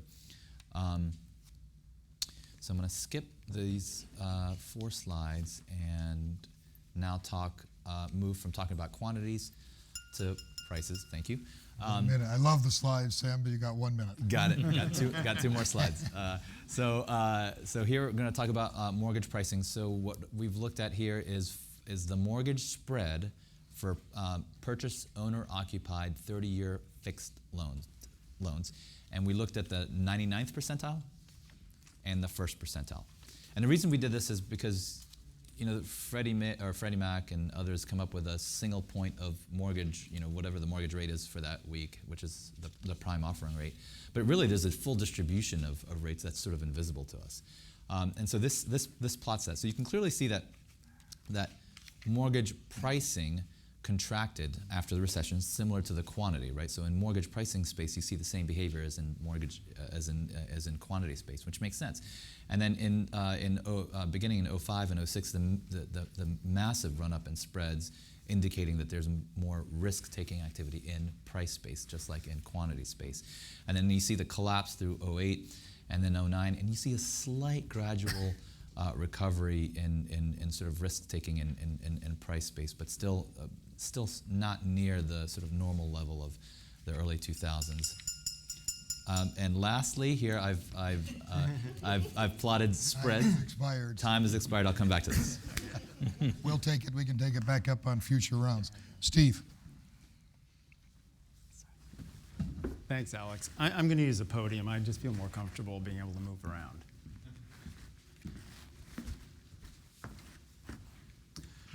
So actually, Sam's presentation is very close in terms of its bottom line to what I'm going to present and what Ed would agree is the case too, I think in opposition to Mike's point about seeing credit currently as being loose. As being tight. Main points. The mortgage market on the credit side, it is not tight. The spigot is open at FHA and the other Ginnie programs, and those programs have gotten to be really, really big in ways that I'll show you in a moment. I'm going to support these conclusions with comprehensive loan level data, not opinion, not samples, data that are accurate and come from the agencies themselves and are essentially a census of all the loans. If we take a longer historical view, going back to 2000,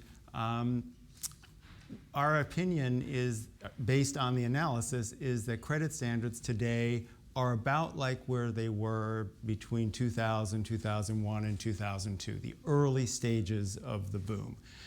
We get to this conclusion by putting together a new historical version of the National Mortgage Risk Index, which I'm going to be unveiling in this presentation. And the problem, as it was during the prior boom, is that this risk, as Ed mentioned, it's not spread like peanut butter across every community. It is locally concentrated, and it's the most concentrated in lower income and minority communities. And if we continue on the path that we're on now, at some point in the future, the pain is going to come and it's going to be concentrated in those places. Okay, so let's get away from indexes.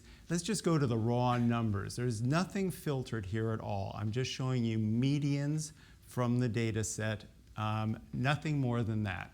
So the data here are all for first-time buyers. I'm focusing on first-time buyers because that's really the focus of policy regarding access to credit. I have a similar table, which maybe we'll get to it later on, that shows for all purchase loans, but the story is basically the same. So if you look across all the federal agencies that provide government guarantees, Fannie, Freddie, all the Ginnie agencies, you'll see that the median credit score for a first-time buyer that got a mortgage recently was 709.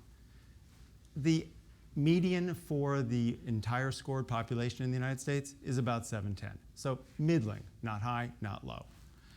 Debt to income ratio was 38%.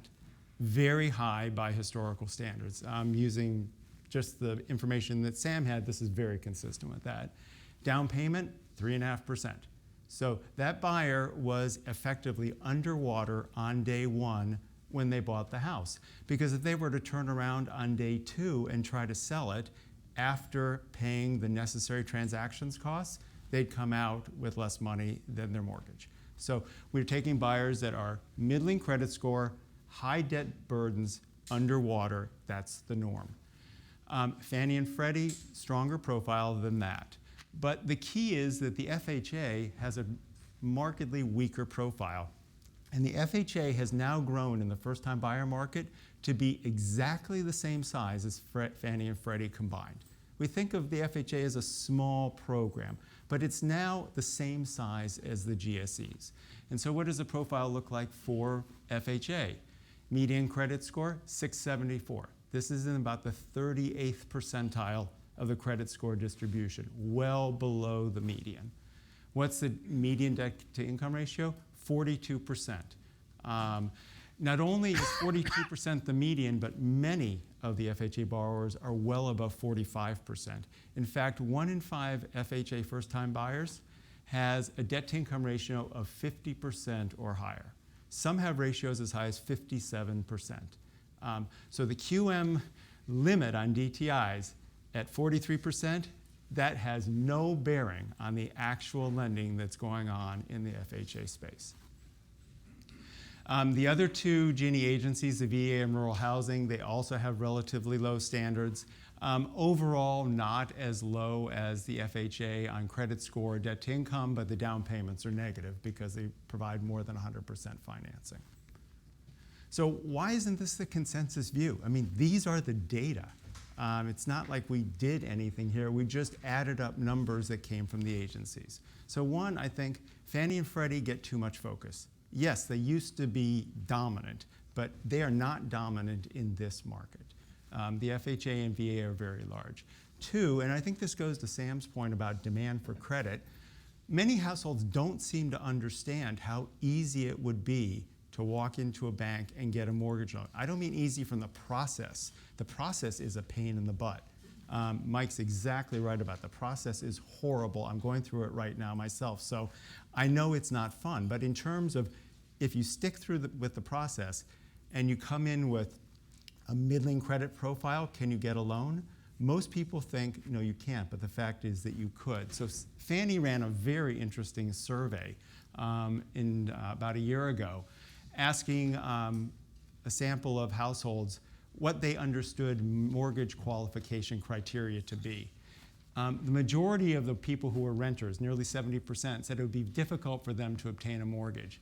But the median respondent believed incorrectly that the minimum required down payment is 10%. Well, the median actual down payment is 3.5%. And that the maximum DTI was 45%. Well, the actual maximum DTI is 57%. So there's a tremendous amount of misinformation about what standards really are, and that could be holding back demand. The final reason is I think a lot of analysis and reporting is based on bad data or incomplete data. So as an example, the Wall Street Journal about a year ago ran a story, one of many, that said mortgage borrowers with any sort of tarnish on their credit reports continue to be shut out or stay away. Ed and I saw that headline and just thought, oh, come on. That is just not based on factual information. But these stories get reported, and then they're reported so many times they become taken to be truth.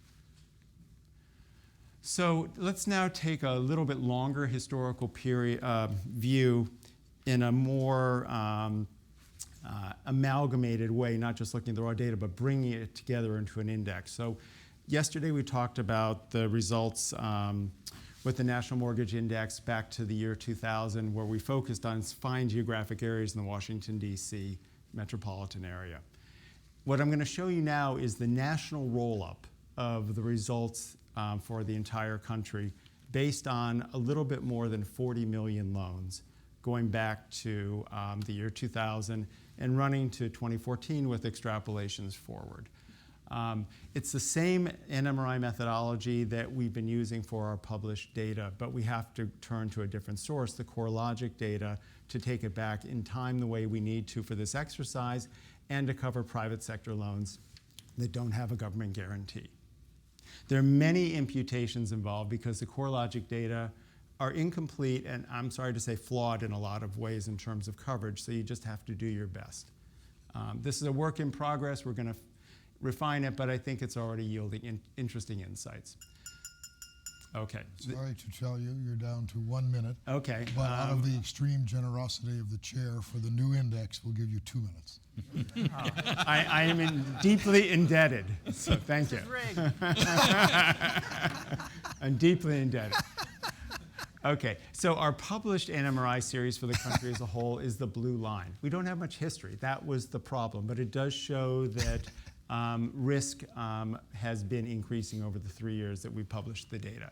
What we did with the CoreLogic data using weights from HMDA was to take that back over time, back to 2000. You'll see that the lines don't line up. There are different levels where they overlap. They have the same slope, but they are at different levels, and that's because the CoreLogic data omit a lot of the risky loans that aren't serviced by banks. So you do have to bear that in mind. So if you take the whole series back to 2000 and extend it from 2014 to 2016 using the slope of the published series, which we believe to be quite accurate, what you'll see is that, yes, there was a big run-up in risk for government agency loans, a big decline. Now we're coming back, and the end of the dotted line is now back about where we were in 2004, 2005. So for the government agency sector as a whole, we're not at the early stage of the lending boom. We're kind of when things were already getting somewhat out of hand. And really, this is the FHA story. So for the entire market as a whole, bringing in the private loans, you can see what the green line shows. There was a massive run-up in risk. A lot of this was private label mortgage-backed securities.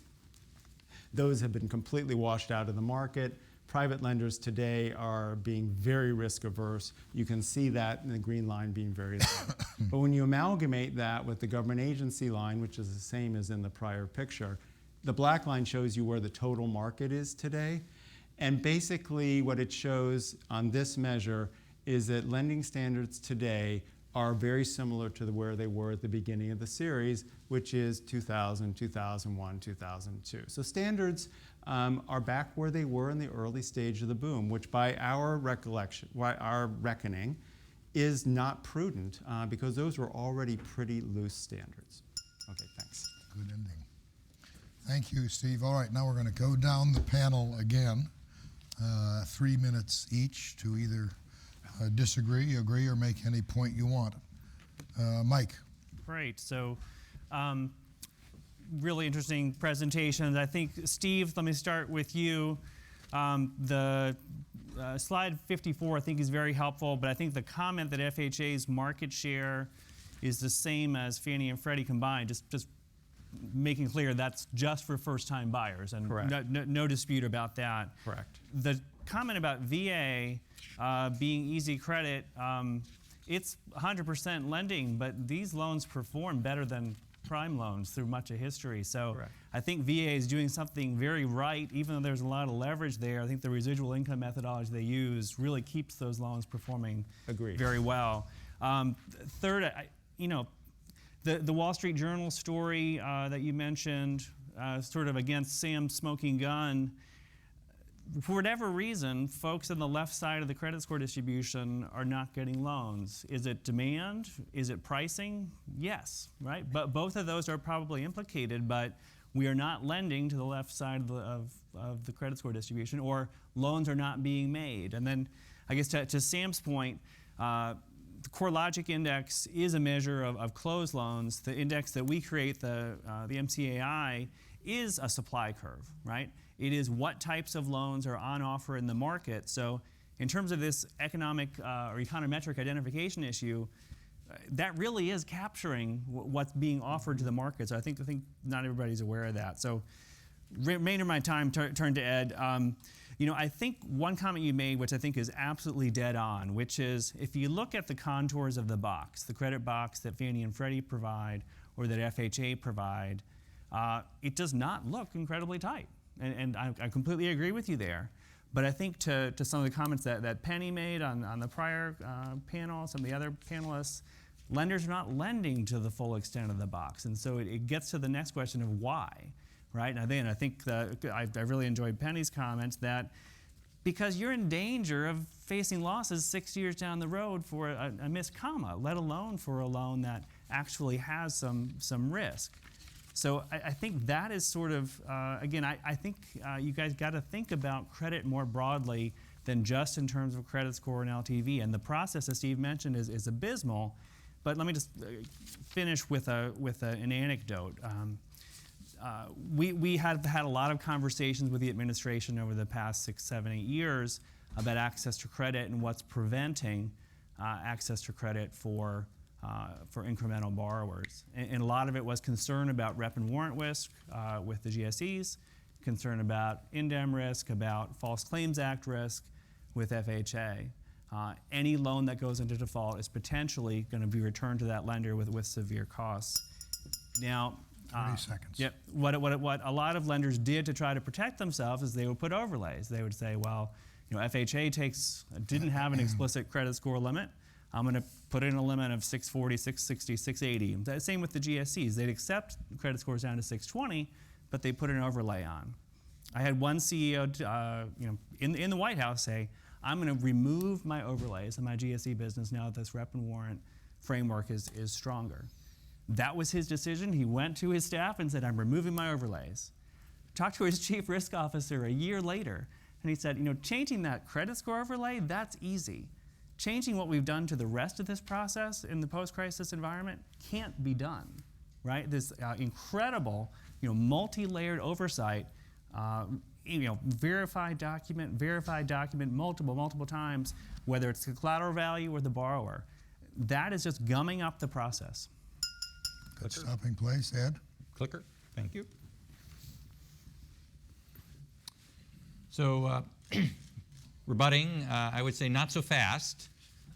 First of all, you hear all the time, I think we heard it here today, the call for loosening, not based on any principles of credit risk or what happens with supply and demand being in balance, but because there are a higher number of minority borrowers in the first-time homebuyer pool, or there are a higher number of this or that.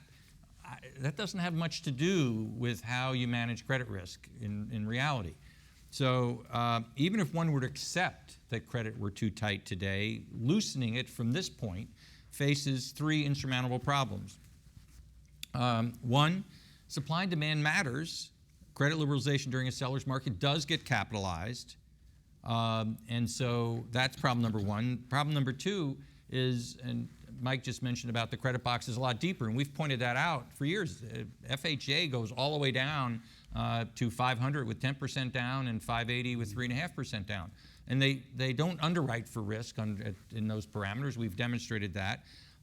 But as Ernest Fisher said, the same person who talked about seller's markets, buyer's market, is the credit will expand to fill that credit box. We will see that, and the government will be there pushing along with the industry. High default propensity on these highly leveraged, low-score 30-year term loans. And 30-year loan terms are a credit risk layer. Calling these borrowers creditworthy is sleight of hand. They're not creditworthy with those loan characteristics because you end up with a default ratio that's 160 times higher than the credit score, the credit risk in a box that's from the upper left that I showed in the periodic table.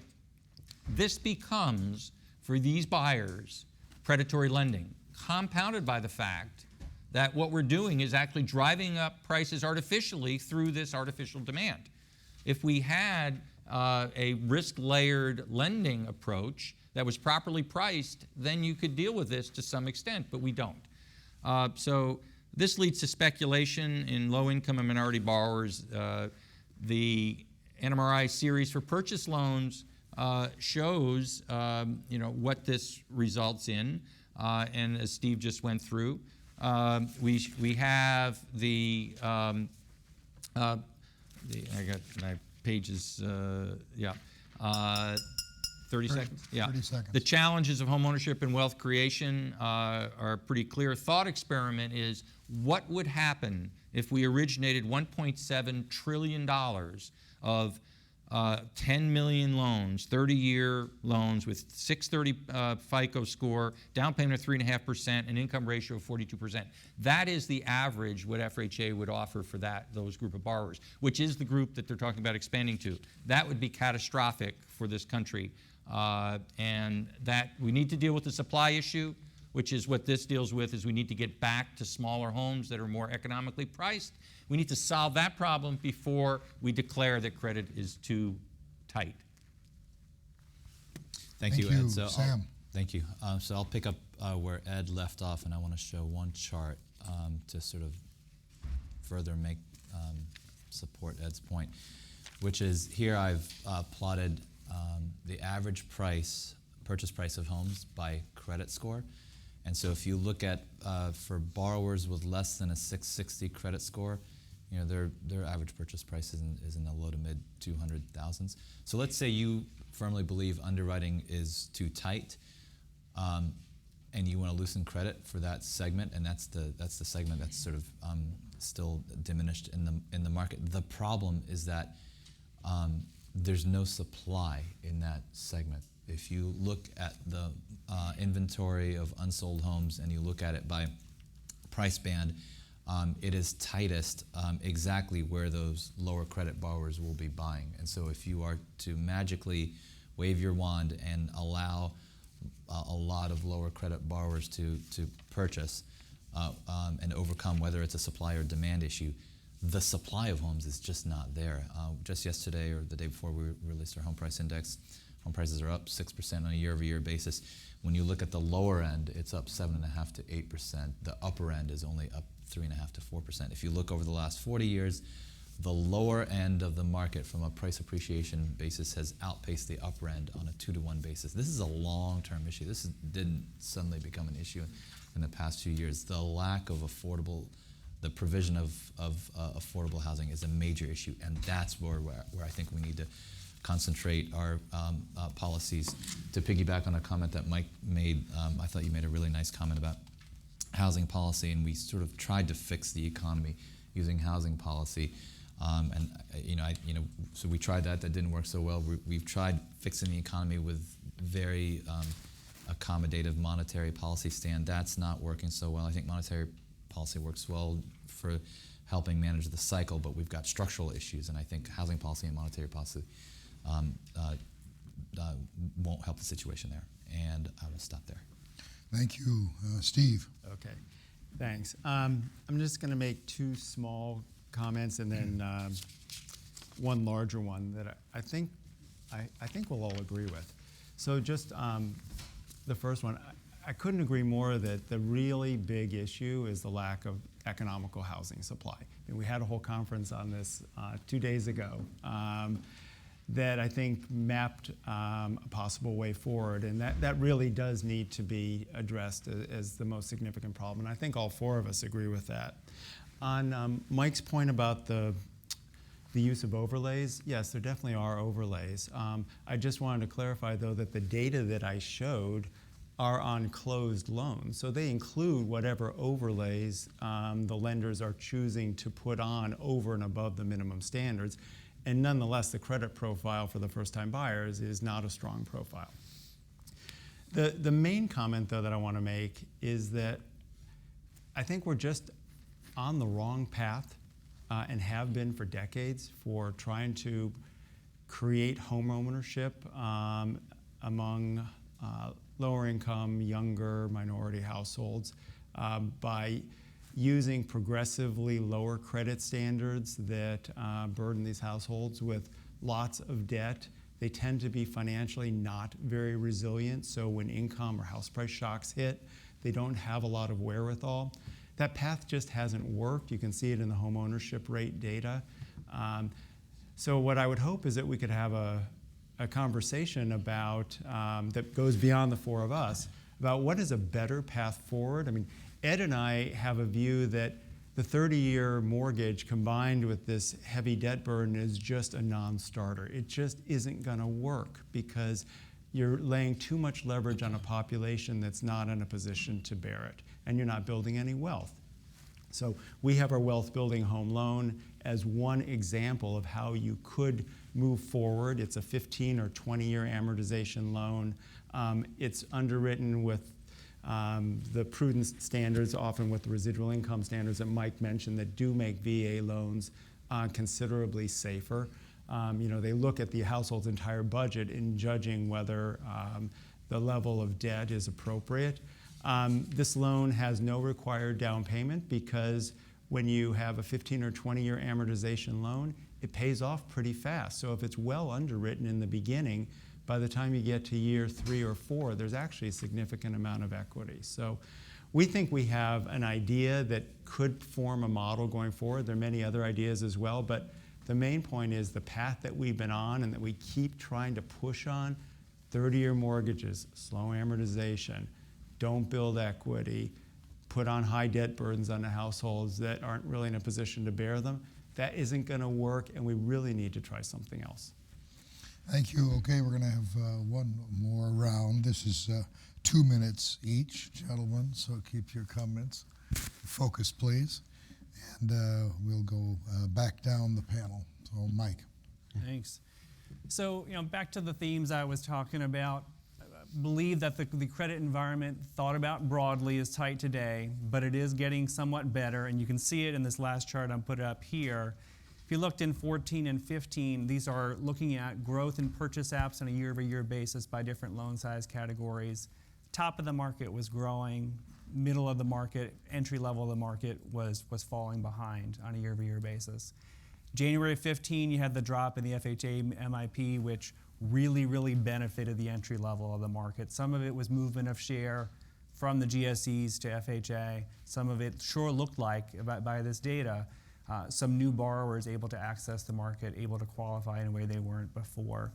So not at all, Ed wrote his rebuttal before I made my comments. So I'm not arguing for further loosening.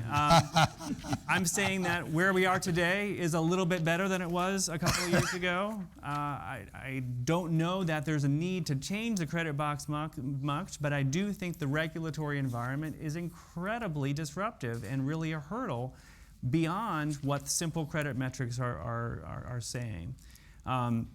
FHA this morning, in an effort to address these issues, made a statement on global warming. So there was a question earlier about will the homes be underwater in 30 years. So I don't think the focus is where it needs to be on either a risk or a availability side. And you can see lenders fleeing from the FHA program because of the legal and reputational risk from being accused of having forgotten a page in this 800-page loan file.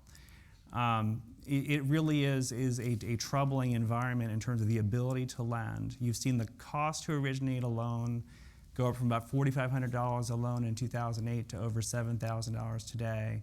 You've seen the cost to service a loan triple in the same time period. Those costs get reflected in less availability of credit, particularly for those folks on the left side of the credit distribution. So with that, turn it to Ed. Thanks, Mike. I noticed that too about how Ed had his rebuttal prepared before he had heard the opening statement. It's like he's talked to me before, but I didn't even say those things.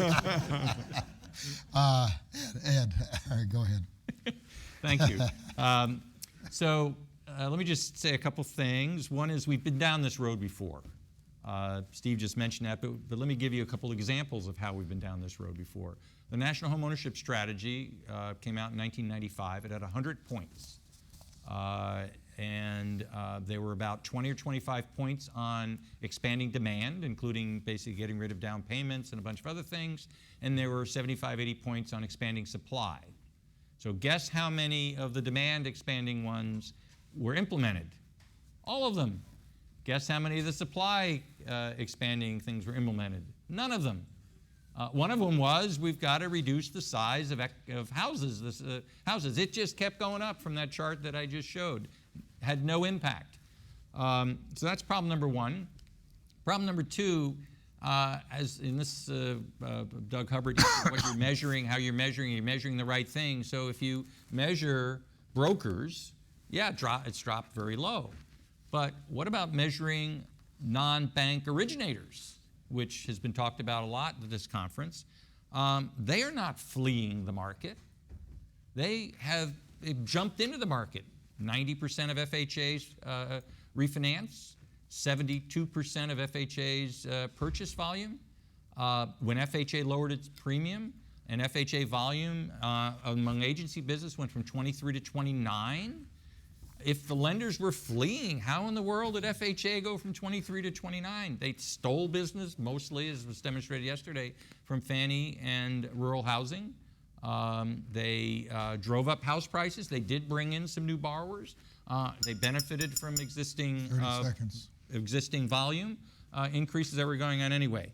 So let's not do this again. I would just echo what Steve said. Let's just not do this again. Find another path. This one hasn't worked. Thanks, Ed. Sam. Sure, thank you. So I want to kind of continue the comment I made before about the lack of affordable housing. Am I after this? I've lost track of, okay. So I mentioned earlier that lower-end home prices have outpaced higher-end home prices on a 2-to-1 basis the last 40 years or so. Here I've plotted, I think the answer to all this is more affordable supply. And so here I've plotted another trend that we've noticed recently, and it's related to the urban rebound, which is here I've plotted the inner urban. So we've divided kind of the space of a city into 3 segments: the inner suburb, the middle suburb, and the outer suburb. And when we look at the ratio of prices in the inner suburb relative to the middle suburb and the outer suburb, they've gone up. In this case, on this chart, I've plotted the ratio of inner suburb prices to middle suburb prices. And what it shows is that for the 3 different tiers, whether you're at the high end, which is the dark blue line at the 75th tier, or the low end on the 25th percentile, inner city prices have appreciated massively over the last 20 years. This is not sort of a recent phenomenon or post-crisis phenomenon. This has been happening the last 20 years. And what that's done is it has driven most folks on the lower affordable end to flee to the suburbs. So we talk about the urban rebound. That's really a certain segment of society: young, affluent, educated folks. Here I've plotted purchase credit scores for those less than 660 and those that are greater than 780. And here I've plotted the share that are going to the outer suburbs as a share of the total. And so what you can clearly see is that there's a general trend for the population as a whole for the population of home buyers or potential home buyers, for them to move out to the suburbs, but especially on the lower credit end. So I'm worried that there's a sorting effect going on because of the lack of affordable housing, where we've got lower credit borrowers fleeing to the suburbs, and there might be eventually a concentration of that risk out there, particularly without enough affordable housing. Thank you. Thanks, Steve. Okay, just a couple of final comments.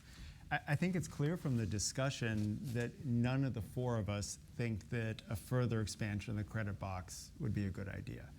But outside of this room, if you ask many other groups in Washington whether it's a good idea, you get a lot of yeses. So this is not representative of the general commentary on that question. So I think that we're still really not representing a consensus view, even though I think it's the sensible view. And then the second thing is, I think we also all agree that the real problems are deep structural problems in the way the mortgage lending process is done, the appraisal process is done, the regulatory environment has imposed massive costs for very little benefit. And really, to get rid of those to attack those structural issues, including the supply of housing, that's really what we should be focusing on. And to me, there's a pretty clear analogy in this approach to the discussions about monetary policy that often get made, that the Fed is responsible for the fact that we've had a weak recovery, even though the Fed has gone to extraordinary means to try to stimulate the economy. The problem is that focusing on monetary policy, just like focusing on broadening the credit box, that's the wrong answer for how to get the economy growing again.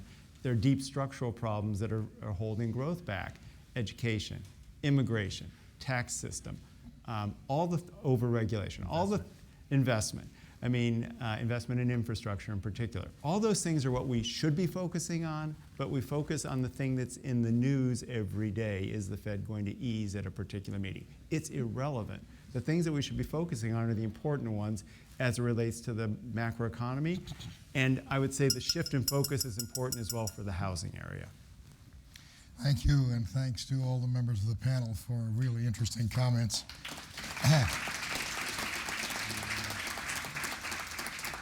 And a lot of fun.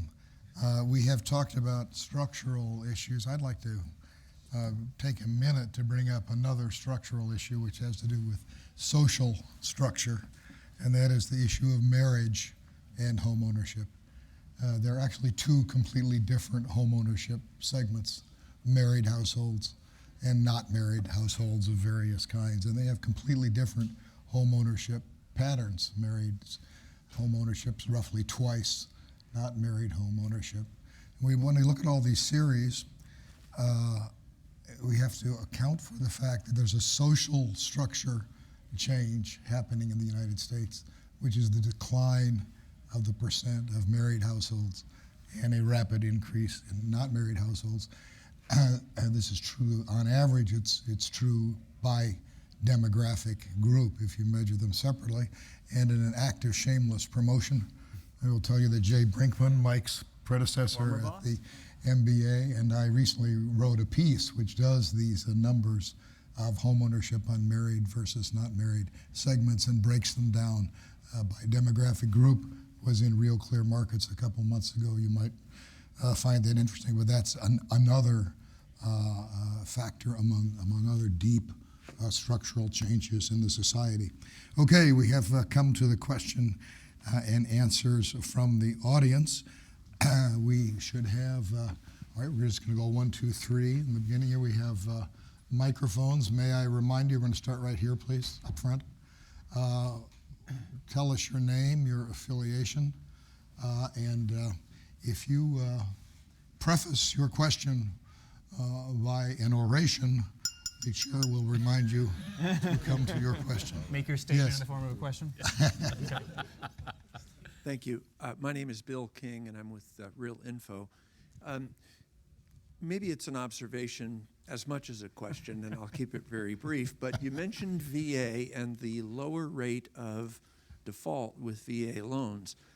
VA has minimum property requirements that they impose that are quite a bit stricter than most conventional loans. And I think a factor that's overlooked is the cost of owning a home versus the cost of buying one.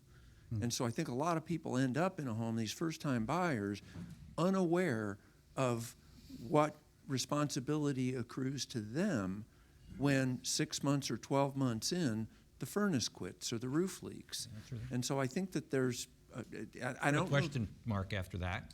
Thank you. No, that's fine. Question. That launches us very well. Ed. So we have our National Mortgage Risk Index. We have a different periodic table for the VA for purchase loans, and it's about 60% of the level for in general. And of course, since VA is all high, it ends up being 60% of the high end. The reasons are, you pointed out a couple, but there's much more in the appraisal space they do, including they have a panel that they control, that they get around to some extent the 50-something states. They don't accept that. They also do many other things, and they also have a coinsurance requirement or a cap, and they also use residual income. All those things together, and residual income is the biggest piece, we think, leads to a markedly lower rate. I have a question here. Is the VA loosening? I've been told VA itself is loosening its credit standards now. Is that true or no? We just had our risk management conference and had presentations by VA, FHA, and the GSEs, and VA is just getting a lot of volume. But I mean, there's what, 4 million returning veterans, right? So. Well, you don't think it's a credit standard? I don't think our score has gone up very much. I'm sorry. I don't think our VA score for purchase has gone up very much. Very little. Very little. Their volume has, their share and volume has gone up a lot. Interesting, rural housing just lowered their premium substantially. They said it had nothing to do with FHA, but who knows? But they lost 40% of their share to FHA, and now they've basically, so we get this tit for tat, which again shouldn't have any place in the government operation. Should be a coordinated housing policy. We're very much in favor of that. Okay, thank you. Over here, please. Thanks. I was struck by the different approaches to risk. You need to tell us who you are, please. I am Pat Lawler, and I'm was struck this morning by the difference in approach to risk in the first panel and this panel. The first panel, especially Raven Malloy's charts, were focused on risk in the market from a macro perspective, focusing on things like price to rent ratio, for example. This panel focused on underwriting criteria for individual loans at a more micro level. And I'm wondering if it wouldn't be wise to combine the approaches and say a 95% LTV loan in one market environment may not be nearly as risky as it might be in another market environment. And if we see, and pick your favorite series, price to rent ratio is one of them, that might be showing increased market potential problems. If we hit some trigger, or as we approach some trigger, we ought to be requiring lower LTV ratios, for example. Thank you, because that would be a counter-cyclical move.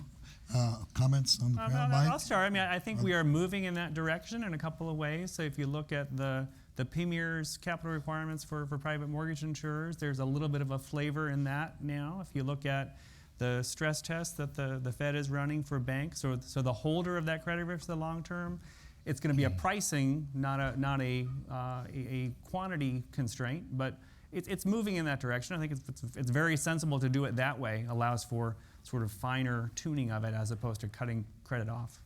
Let me see, Ed. Let me see if other members of the panel have a comment, then we'll come back to you. I'll go after. Yes? Or did you? Everybody wants in on this one? Yes. I'll see what Ed says. Okay. So the problem with that, I think, is the marginal credit provider sets the standard. And who's the marginal credit provider? FHA. They don't price for risk. They don't underwrite for risk. They have virtually no capital. That's who everybody, including the private mortgage. What do you mean virtually? What? What do you mean virtually? Yeah, they have no capital. And endless capital. Yeah, except for the It's your taxpayer. capital. Yeah, they have the taxpayer, like Fannie and Freddie. And that's the problem, is that's who you're competing against. And so everyone else has to go. And if they don't, then FHA share just keeps growing. Sam? I have one sort of easy fix proposal that's, I think, related to what you mentioned, Patrick. And I don't know if at FHFA you or Ed or others ever discussed this, but it's astounding to me that the mortgage insurance market is the only market that I can think of where when the risk goes up for a policyholder, the premium does not. I'll give you an example. So let's say I'm a parent and I have a 16-year-old and they wanted to get a new, be able to get a driver's license, and so you insure them, so your premium goes up a lot. We'll call that your son, or let's say it's a son, we'll call him Junior. If you have a senior loan on your home and you take out a junior lien, the first lien does not reprice. So for example, I'll give you an example. So let's say you have a 60 LTV and you add a junior lien, it goes from 60 to 85 or 90%. The first lien does not reprice. Why is that? If we had a mechanism for the first lien to reprice, it would automatically make it unaffordable for folks to engage in behavior to leverage up or cash out. That seems to be an easy fix, and I don't know why it is the way it is. Perhaps others in this room might know, but that seems to be something that would be very easy to sort of, I think, fix and help sort of achieve one of the comments that you bring up.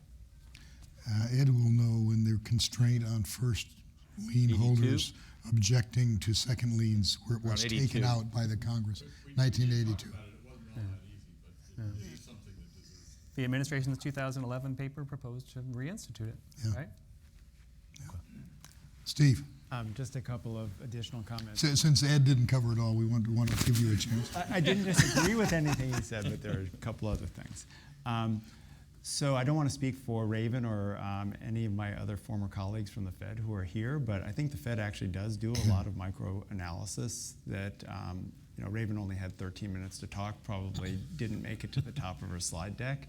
And the second thing is that in our own National Mortgage Risk Index, you're right that the level of risk will depend on the overall environment. In particular, it will depend on whether there's a very rich pricing of houses relative to norms. So one of the things we have on our multi-year drawing board that we haven't gotten to yet is to try to make adjustments for what the general valuation situation is at that time. So for example, if we were to think that, well, the sustainable value of the house in this area is really 20% below the current price, then an LTV of 95 is going in is really on a sustainable basis like 115. And so we should just put in a 115 into the assessment of risk when we calculate what the risk level is. Or vice versa, if prices seem to be below equilibrium, lower the stated LTV. So that's one of the things that's on our drawing board. And just last point, I would say the rating agencies have already done this as well. So Fitch has a sustainable LTV that goes into their rating. Thank you. Yes. And I don't know how easy. And you'll remind us who you are. I am Penny Reed from Samsung. No, from Wells Fargo. I say proudly. And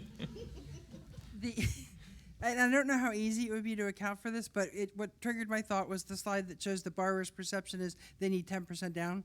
And I would tell you that they're correct. Not because the down payment requirements are there, but closing costs have continually risen. And I don't know if there's a way to incorporate closing costs into the equation, because the borrower's perception by the time they do down payment, closing costs, and reserves, they need 10 or more %. And if you're somewhere like Maryland, oh my gosh, by the time you get through the transfer taxes and the, Yes. it's horrendous the amount that has gone up. And so it is impacting credit availability, even though it's not necessarily part of the credit. Interesting point. Comments on how do closing costs fit into all this discussion? I just echo what Bill said yesterday about concessions. FHA allows 6%, and therefore, and I know a third, this was 3 or 4 years ago, last time they reported, a third of FHA borrowers took advantage of more than 3 and 6 or less. That, again, offsets most of that, so you're still left with a very small nut. Okay. Question here. Okay, so my name's Raven, and I'd prefer to just be a concerned citizen for now, just to be safe. So I love data, and there was a ton of really interesting slides and new data that I hadn't seen before today. So I'm really excited to go back to my office and study all those slides really carefully and think about what they mean. But I wanted to come back to the question that was asked on this panel, which is credit too tight? And it strikes me that the way that in order to answer that question, we need to really know what the benefits of extending more credit are, and we need to know what the costs of extending more credit are. What is, clearly there are some people for whom extending credit would be way too risky. On the other hand, there's got to be a point, we have to be able to tolerate at least some level of risk in our society. So how do we weigh those benefits and costs, and how do we think about where to come down on how tight or loose should credit be? Okay, good. How do we balance the benefits and cost of risk? Comments? And I'll start. I mean, I agree. So if you think to the Fed, they have sort of a natural rate of unemployment, right? And when we're talking about kind of is credit too loose or too tight, the question always leaps in my mind relative to what? Right. What's your acceptable rate of default, right? And so I think that would be extremely useful, but I think probably maybe a little bit kind of difficult to estimate. But I think something like that is sort of what's your tolerance for foreclosure, because it is an extremely expensive event, and the bulk of the homeowner's wealth for the average homeowner is in their home, and if they lose their home, it takes them at least 10 to 15 years to recover from at least a credit score perspective. From a wealth perspective, a long time. But I would offer maybe creating some kind of estimate of a natural rate of default, or what's your acceptable rate of default when you're having panels like this. Other comments? And you should comment on the difference between the stressed and the unstressed environment on that. Well, No, go ahead. I'll let Steve do that. But again, I hate to keep saying the same thing. It comes back to FHA, and I had a conference a couple of years ago where we tried to come up with what's an acceptable FHA default rate. And I personally think a 12% ever default claim rate over 35 years is outrageous. But there were people that said, no, 20% means 80% are successful. And that was Angelo Zillo's argument back when he got that award from the speaking thing at the Joint Center. He said, well, we should be celebrating that subprime has 80% success rate and only a 20% default rate.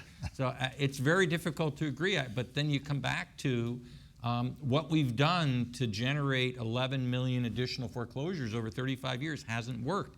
I actually think we should be striving for a stress default rate that is much, much lower than where it is today, and that we should be backing off some of the stuff. So we take off the price pressure and we add to the supply, and this thing will work itself out. But we are very far away from that in this country today. I would just say that I think Ed is speaking correctly about it in the sense that it really is a political question. You're asking for how do you politically assess that trade-off, and so that you're not going to get a technocratic answer to that, right? There's not a way to mathematically solve for that. What we can do, hopefully, is sort of trace out sort of what's that efficient frontier between default rates over time and sort of incremental home ownership, and so how does that trade-off look?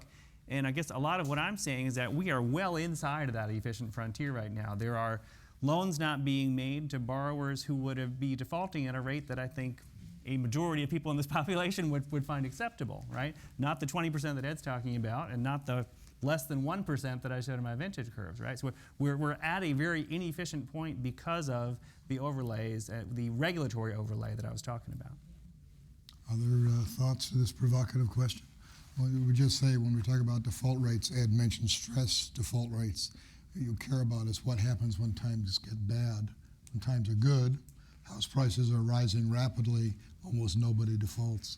But you're setting up the situation when times are bad, you're trying to measure how bad it's going to be in the tough times. Yeah. So I mean, just add on to what Steve said as well. I completely agree to your point that there is a whole chunk of this debate not here, not on this panel, right? And who would have very different views from what we have here. So for that political discussion, where we should wind up along that, even if we were at the efficient frontier, that's going to be decided by Congress, right? And the regulatory community and people that are not economists, right? And so how do we wrestle with that? How do we inform people so they can make that decision in a reasonable way? I think that's the right question. I think Raven got it dead on.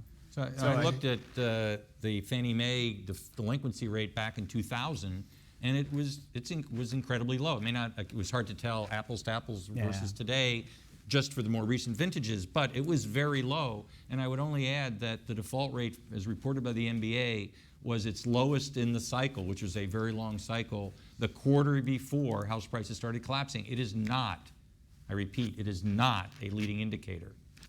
It's not linear, that's for sure. We have Alex, a question. While they're bringing the microphone over, you get a quick comment. Quick, okay. I mean, Raven, I think that's a great question, and I agree totally with Mike that it's going to be solved by people who are not technocrats. But I agree as well with Mike's comment that we're well within the efficient frontier. I mean, we could be doing the lending a lot better, and we could take people who have a given credit profile and make sure that refigure how we lend to them and make their chances of success a lot higher. This is where we're going to reiterate Pat's point that depends on the point in the cycle, where you are. Yes. So, as a consumer, excuse me, you're going to remind us who you are. My name is Sandy King. From a consumer perspective, the old saying is the best way to make money is to find out where it's going and get in between. And so my observation my first question is, so what's so great about owning a home? Why is that the goal? Why is that the model that we're working on, that we all should be able to own a home? Because the observation that I'm making here is we're leveraging not just first-time home buyers, not just minority home buyers. In 10 years, we're going to leverage my kid, who has a college degree and a nice job, with student loan debt out to here, and she'll look fabulous on paper because her FICO is going to be great. She's going to pay her bills, but should she buy a house? Is that a reasonable thing for her to do, and all of her compatriots? The idea that excuse me, let's stop here. So I mean, so why do we? My question is, what's so wonderful about buying a house? That's a good provocative question, and we're going to remember your colleague's question, which is, by the way, don't forget it costs you a lot of money, as we all know who own houses, just to maintain the house, which is also lost if you lose the house. So what's so great about owning a house in the context we're all talking about here? I mean, I'll offer a few comments. I'm sure everybody on the panel will have their own view. I think we way overemphasize the benefits of home ownership. We should not be pushing it nearly as hard as we do. There are many, many households that should not be homeowners. They don't have the financial wherewithal. They're too mobile, so they bear transactions costs too much. So I think we stress it too much. But I think there is a positive side to home ownership that could be recovered again. I mean, traditionally, it has been the primary way for ordinary people to build wealth. You paid off the mortgage and you entered retirement debt-free and you had an asset. How do you build wealth if you're leveraged? Right. Well, this is our point about needing to restructure the way we lend and the types of loans that we offer. But it does at least hold that promise, even though that's not the way things have worked out. We are nearly to our adjournment hour. I'm going to give the members of the panel, if they want to add one final concluding thought, a chance. Anybody? Just follow up on what Steve just said. There is a second way to build wealth that didn't exist directly, 30, 40 years ago, and that's through defined contribution retirement plans, which you really should be starting at as soon as you can, age 22, 23, 24, whenever you start working. The current underwriting, when you have a 57% debt ratio or 52% or whatever, doesn't leave any room for that. When FHA started, and it predates FHA, the rule of thumb was you were paying 20 or 25% for rent. More like 20, you could afford to pay 25% of your income on a house because you then had to count utilities and repairs and maintenance, and that was the rule of thumb, and that's how underwriting was done. We got so far away from that by focusing on the, quote, investment value, but the home ownership rate in 1957 is almost the same as it is today. So where have we gone except increase the leverage? I'll make one quick minor point, and that's one of the reasons, in addition to all the points that Steve made, that you would own a home is as an inflation hedge. So during the late 60s, 70s, and 80s, that gave more of a reason to do that. And in today's environment, like if you purely look at it from an inflation hedge, in today's environment, it would be kind of less beneficial. So just that comment in the context of negative rates and potentially deflation, right? So just want to. That's an excellent point. And with that, thank you all for being with us, and thanks to the panel. Corollary to your point is that in today's environment, it functions more as a. That was a lot of fun.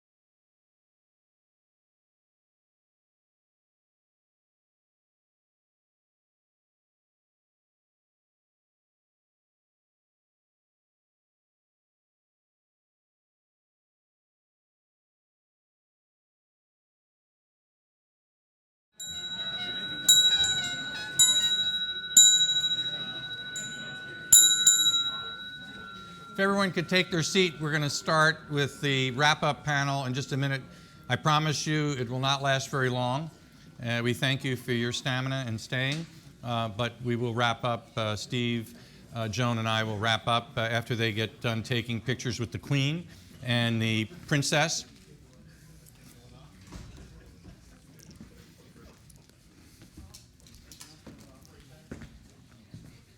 You're now the Princess. Sorry, Penny. Queen was taken. Yeah, Queen is taken.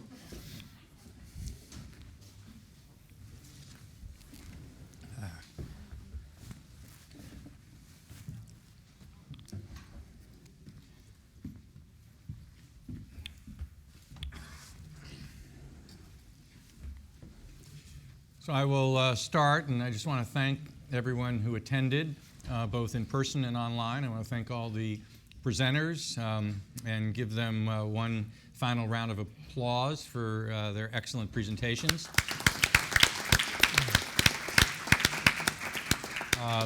I've received many comments that this set a new bar, not only the physical accoutrements that we have in our new building, but the content and of the conference itself. Our goal has been, as Steve said at the beginning, is to create a community of interested people that have an interest in this area, that can share research and share observations and comments. And I think we're doing that.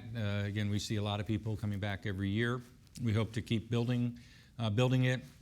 This year we made a concerted effort to really focus on new research that sheds lights on important issues, but on a combined basis, that research is, of course, everything's interconnected in real estate. It all comes down to supply and demand and the financing that's provided. So we're really pleased about how that came together. And again, thank all of our panel members and presenters.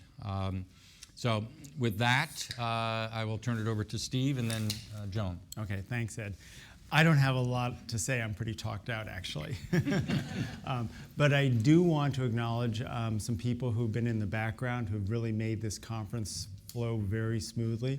The first two are the research assistants that work directly with Ed, me, and Tobias, Jackson Garner and Benji Smith. You guys should stand up for a second.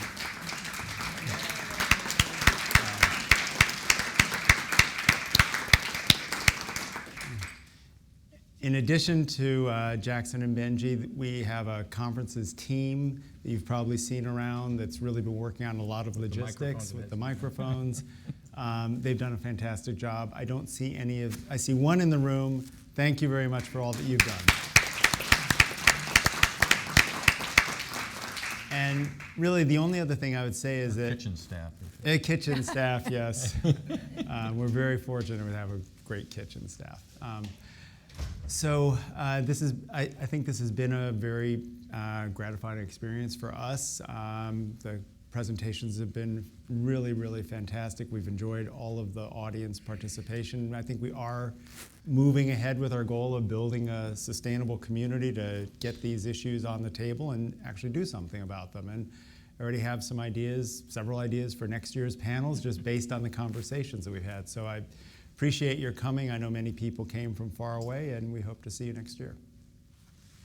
Go. My turn? Your turn, the Queen. Okay, well, I'll be short. I'm already short. I'll be brief. I thought they added 2 inches with that surgery. Yeah, that's what they say. Thank you all for coming, and thanks, Ed and Steve, for hosting such a fantastic event. And I do think it's important to continue the dialogue. So my door is always open. I'm in D.C. frequently. I live in Ocean City. The word has it that we don't have a storm that's going to head my way. So my mortgage and real estate will remain intact for a while. In that order. Yeah, exactly. And so do reach out to us. We do want your feedback. And again, if you have any suggestions on who you'd like to hear from and what topics you would like us to cover next time around, we will tackle it. Thank you. With that, this conference is closed, and thank you, and all safe journey back to wherever you are heading. Thank you. Thank you.